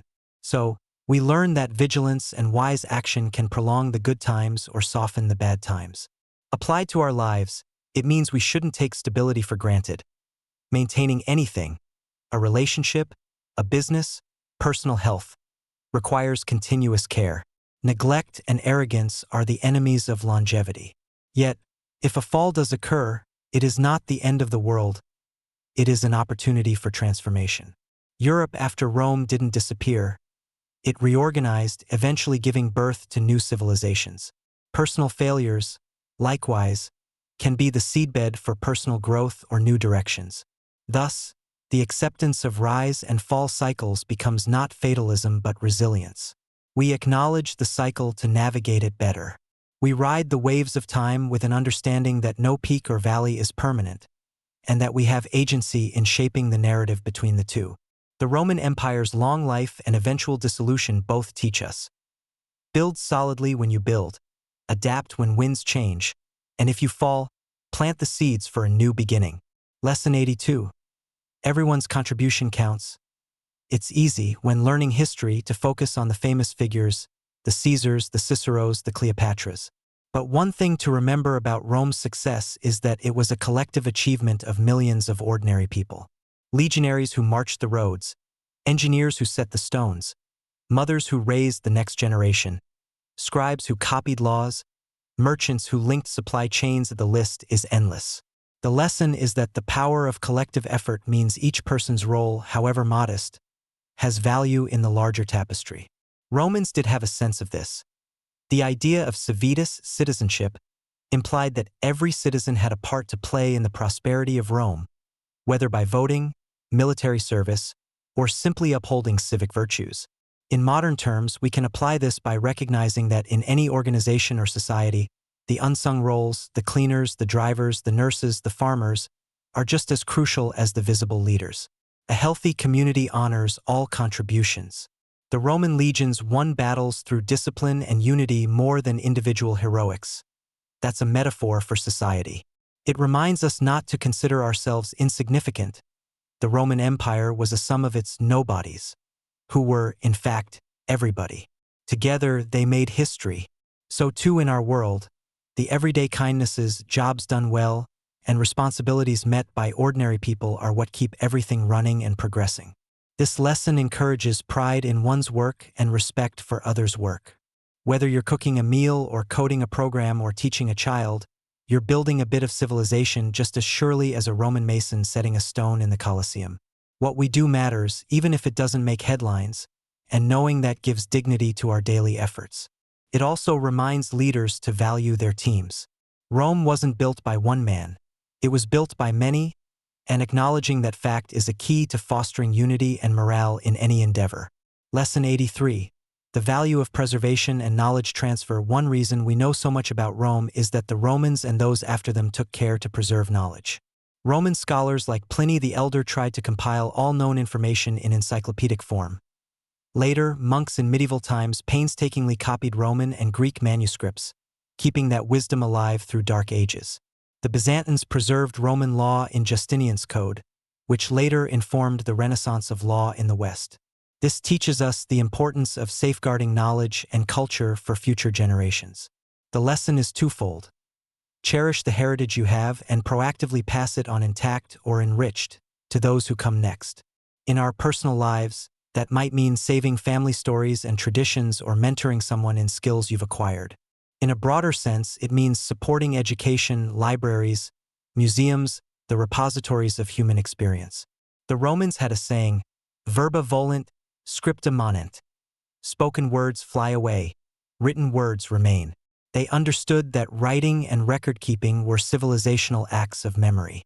Likewise, in the digital age, we should be mindful of keeping backups and tangible records of crucial knowledge. Otherwise, a dark age could occur if digital formats become unreadable in the future. Preservation isn't just hoarding old things. It's making wisdom accessible. Rome's literature and law were seeds resown centuries later to spur new flowerings, like the Renaissance or the Enlightenment. We benefit today because someone preserved a copy of Tacitus, of Aristotle, of Roman law books. The call to us is, what are we preserving for tomorrow? It might be environmental preservation too, nature's lessons, or cultural arts. Each generation is a steward of human heritage. The Romans, in their way, knew they were part of this chain. Many wrote for future ages, as much as for their own time. Taking the long view, they extend a lantern of knowledge down the tunnel of time, and now it's in our hands. The comforting part of this lesson is that it gives a sense of purpose. By learning and preserving, you are a vital link. It's a quiet heroism that doesn't make one famous but is indispensable to humanity. What we inherit and what we bequeath defines the arc of progress, and Rome's echo urges us to handle that treasure with care and commitment. Lesson 84. The dignity of labor and craftsmanship. The Roman world was built by skilled hands and strong work ethics. Roman engineers and artisans were proud of their craft. One need only look at the precise fit of stones in a Roman wall or the enduring beauty of a mosaic to sense the care invested. The Romans respected various trades. Architects like Vitruvius wrote treatises, and skilled artisans could earn status. Many freemen who were craftsmen accumulated wealth and respect. The concept of labor omnia vincit, work conquers all, was implicitly believed. Persistence and skill could conquer challenges of nature or circumstance. The lesson here is the dignity and pride that comes from doing one's work well, whatever that work may be. In our era of rapid consumption and sometimes disposable products, the Roman example reminds us of the lasting value of well-crafted work. A Roman bridge built 2 millennia ago might still stand today, a testament to those workers' expertise and pride. In modern times, we might translate this into taking pride in any job we do, not cutting corners, and valuing artisans and builders as much as intellectuals. We often celebrate generals and philosophers, but perhaps not enough the masons, farmers, and smiths without whom empires would literally crumble. Rome quietly teaches that all honest work has honor and contributes to the greater whole. For us individually, this can inspire us to put a bit more care into our daily tasks, to treat them as craftsmanship rather than chores. And socially, it urges respect for those who build and maintain our world today, the linemen, the sanitation workers, the nurses, etc. The Romans built things to last, and they did so by valuing the quality of labor. It was an economy where a job well done was its own reward and a service to the community. By emulating that Whether it's in writing a clean line of code or preparing a wholesome meal, we connect to a tradition of craftsmanship that is deeply human and satisfying. Every brick laid with care, every line of code debugged with patience, it all adds up to the fabric of civilization, just as it did in Rome. Lesson 85. Finding joy amidst adversity. One beautiful aspect of the Roman spirit was their ability to find enjoyment and meaning even in hard times. During the grimmest years of wars, Romans still held festivals, performed plays, and maintained their baths and gatherings. The Stoic philosopher Epictetus, who had been a slave, wrote about finding contentment regardless of circumstance. This teaches us the importance of finding moments of joy, friendship, and normalcy even when life is difficult. Adversity is eased by camaraderie and simple pleasures. The Romans were masters of that. Soldiers on campaign wrote fondly of sharing wine and jokes by the campfire. Citizens during economic troubles still flocked to the Colosseum or circus to cheer and laugh together, creating social bonds that helped them endure. Far from being frivolous, these acts of living fully were a source of resilience. For us, when we go through personal trials or when the world seems dark, Rome's example encourages us not to abandon the small rituals and activities that make life sweet. Be it a meal with family, a walk in nature, a song, or a story. These are not distractions. They are affirmations of life. They remind us why we strive to overcome challenges in the first place. The Romans enjoyed their feasts and triumphs, yes, but their wise voices like Seneca also cherished a quiet evening in contemplation. They found contentment in nature. Horace loved his country farm, and in simple duties done well. We too can carry on traditions and create new happy memories as acts of defiance against despair. There's a Latin phrase, dum spiro spiro. While I breathe, I hope. Part of that hope is nourished by moments of joy. So the Romans would likely counsel: in siege or storm, kindle your hearth fire, share stories, appreciate what remains, and laugh when you can. Joy is a medicine and a fuel. It doesn't ignore pain. It coexists with it and helps transcend it. If the Romans dancing at festivals after funerals could celebrate life's continuity, we too can keep a light of happiness glowing through our darkest nights until the dawn returns. Lesson 86. Humility before the divine and unknown. The Romans were practical, but they also had a spiritual humility. They consulted oracles, watched for auspicious signs, like flights of birds, and made sacrifices to the gods before major actions, acknowledging forces greater than themselves. The lesson here is humility in the face of the vast unknown.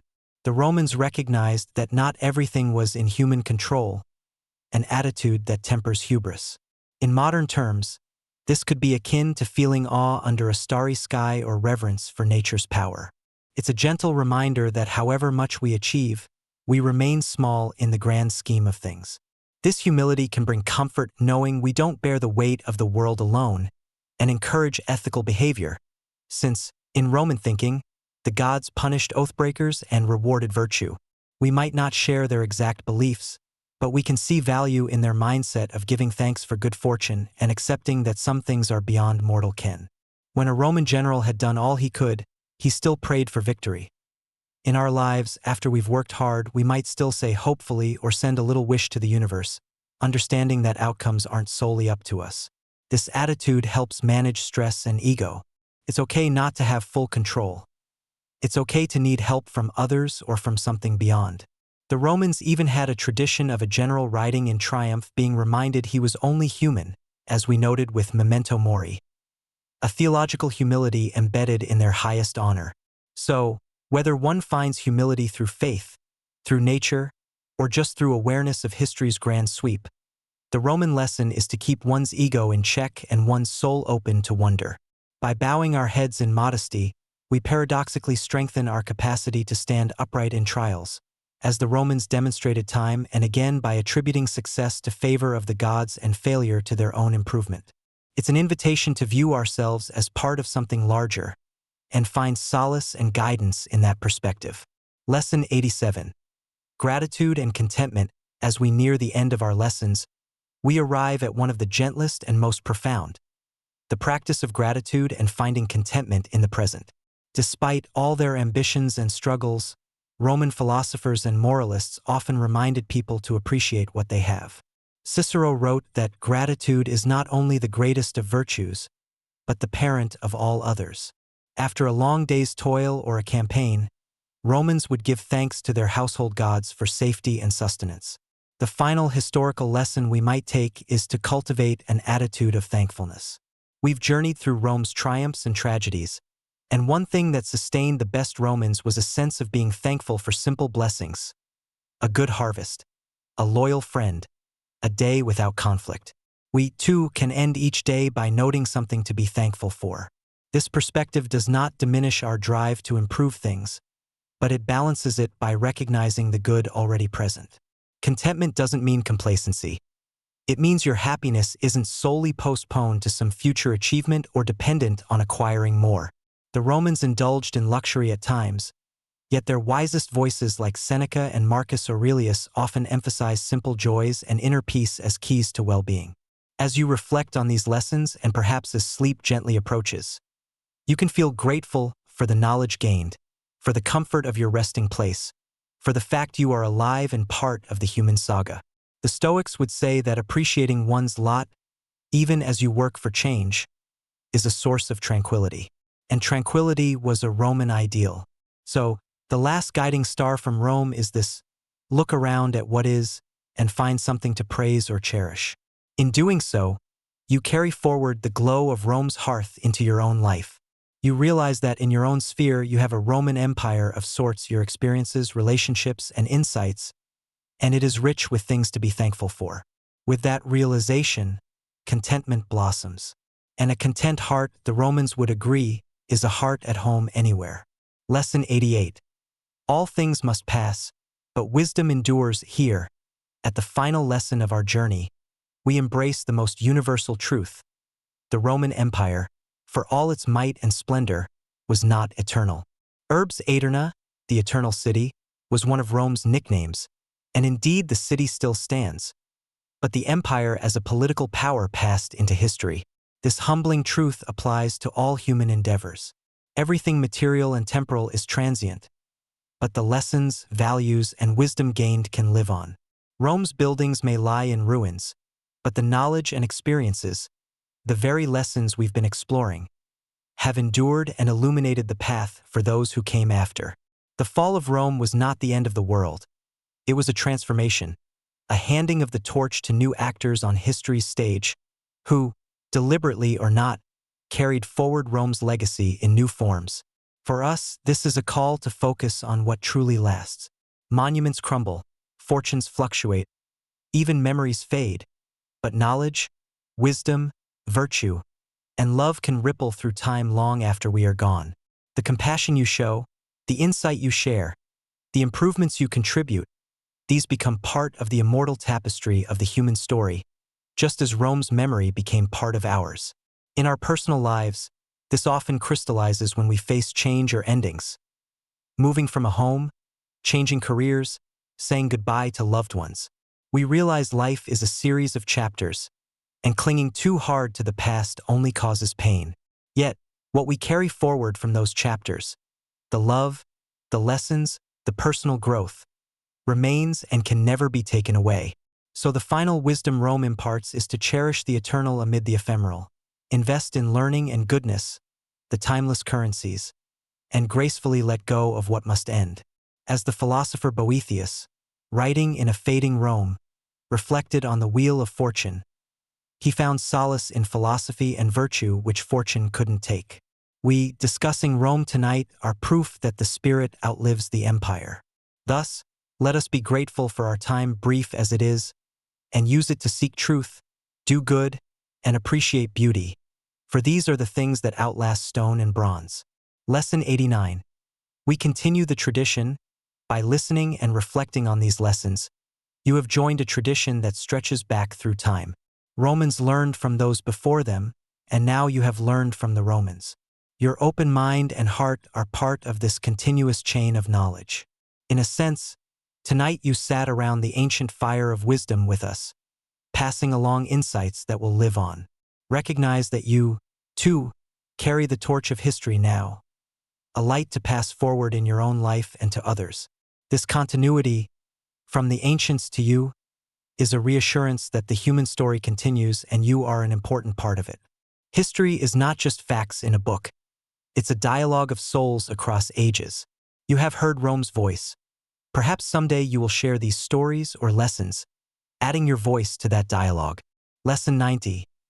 Life's mosaic of moments. Life, as the Romans knew, is a mosaic made of many small moments and connections. Each experience, each person we meet, is like a colored tile in the grand design. You are a unique, shining piece of this greater whole, connected to those around you in seen and unseen ways. Appreciating this mosaic brings comfort and meaning. The Romans placed mosaics on their villa floors, piece by piece creating beauty, just as we, piece by piece, day by day, create a meaningful life. Know that every kind act, every lesson learned, every memory cherished is a tile that adds to the splendid picture of your life and the wider world. Even now, as you listen quietly, you are adding a little tile of wisdom and peace to your internal mosaic. It all counts. It all becomes part of who you are.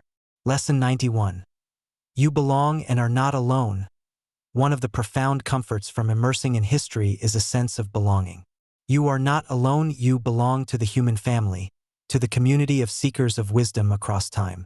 The hopes and fears you have felt, others have felt them too, including those Romans under the same stars.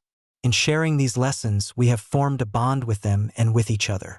Let this give you peace. Across centuries and distances, there is a fellowship of minds and hearts.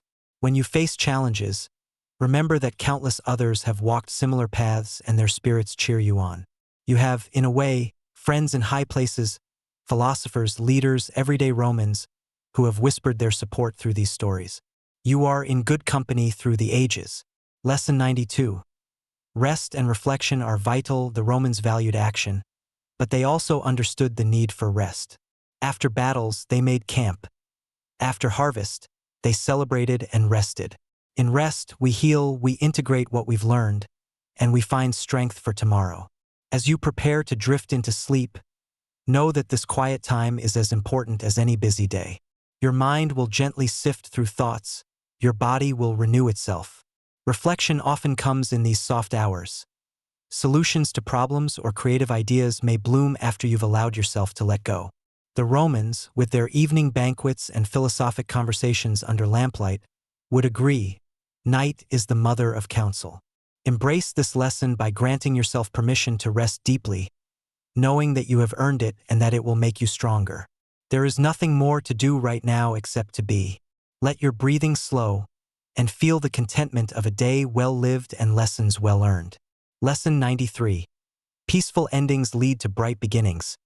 Just as surely as the Roman sun would rise over the hills of the Forum each morning, a new light will always follow darkness in our lives. We end our journey tonight not with sadness that it's over, but with gentle optimism for the day to come. The lessons you have absorbed will be like little stars guiding you in the dark, and when morning comes, you will carry the light of understanding into a new day. The Romans endured dark times, wars, plagues, political chaos. Yet they also saw renewals, renaissances, and recoveries. They teach us that every night, literal or metaphorical, is followed by a dawn. So as you sleep, hold that hope in your heart, that tomorrow brings new opportunities, and you will greet it with the wisdom of ages by your side. Peace in the present moment creates strength for the future. Lesson 94. The spirit of Rome watches over you. As fanciful as it may sound, imagine that the spirit of Rome, all the collective wisdom and strength we've discussed, is like a friendly guardian tonight. In your dreams and in your subconscious, let that timeless strength and wisdom watch over you and comfort you. The Romans personified concepts like fortune and virtue. Perhaps picture an ancient guardian, maybe a kind philosopher in a white toga or a vigilant centurion, ensuring you sleep safe and sound.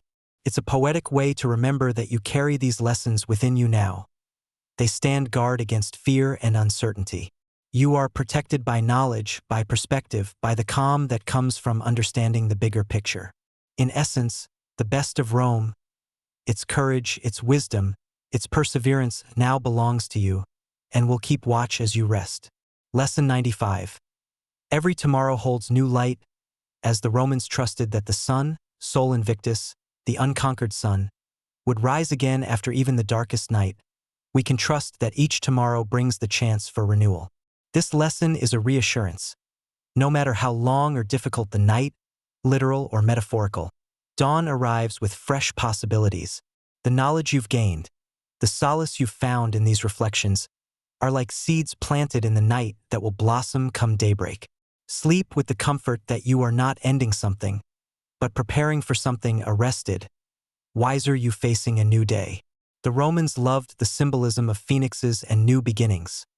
Let that imagery soothe you, that in the quiet of sleep, you are rejuvenating and tomorrow you rise anew. Lesson 96. You carry the wisdom within. We have talked much of Roman sages and heroes, but remember that the same virtues and capacities we admired in them exist in you.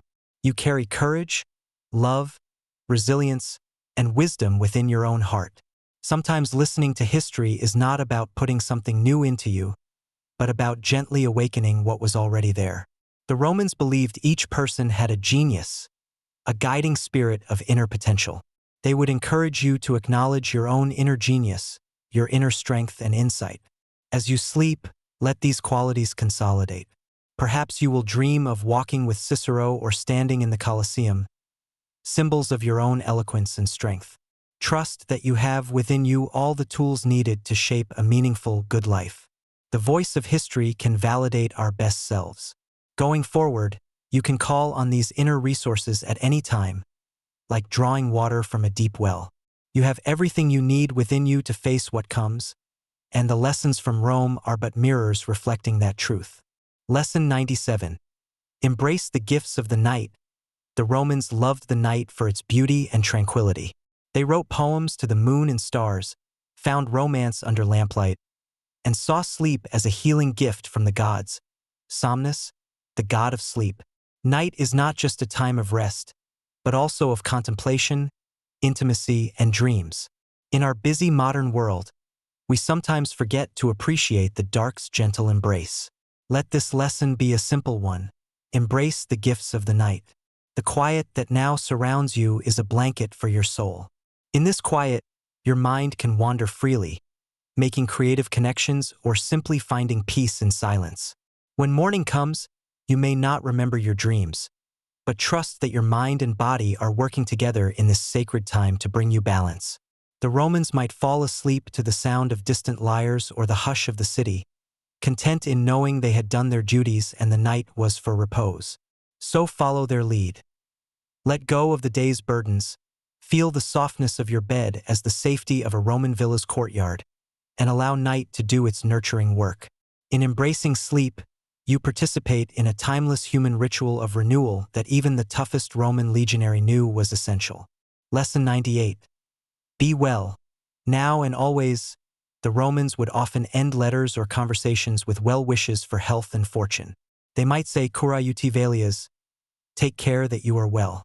We impart this lesson as a parting benediction. Take care of yourself, nurture your well-being, and wish well to others.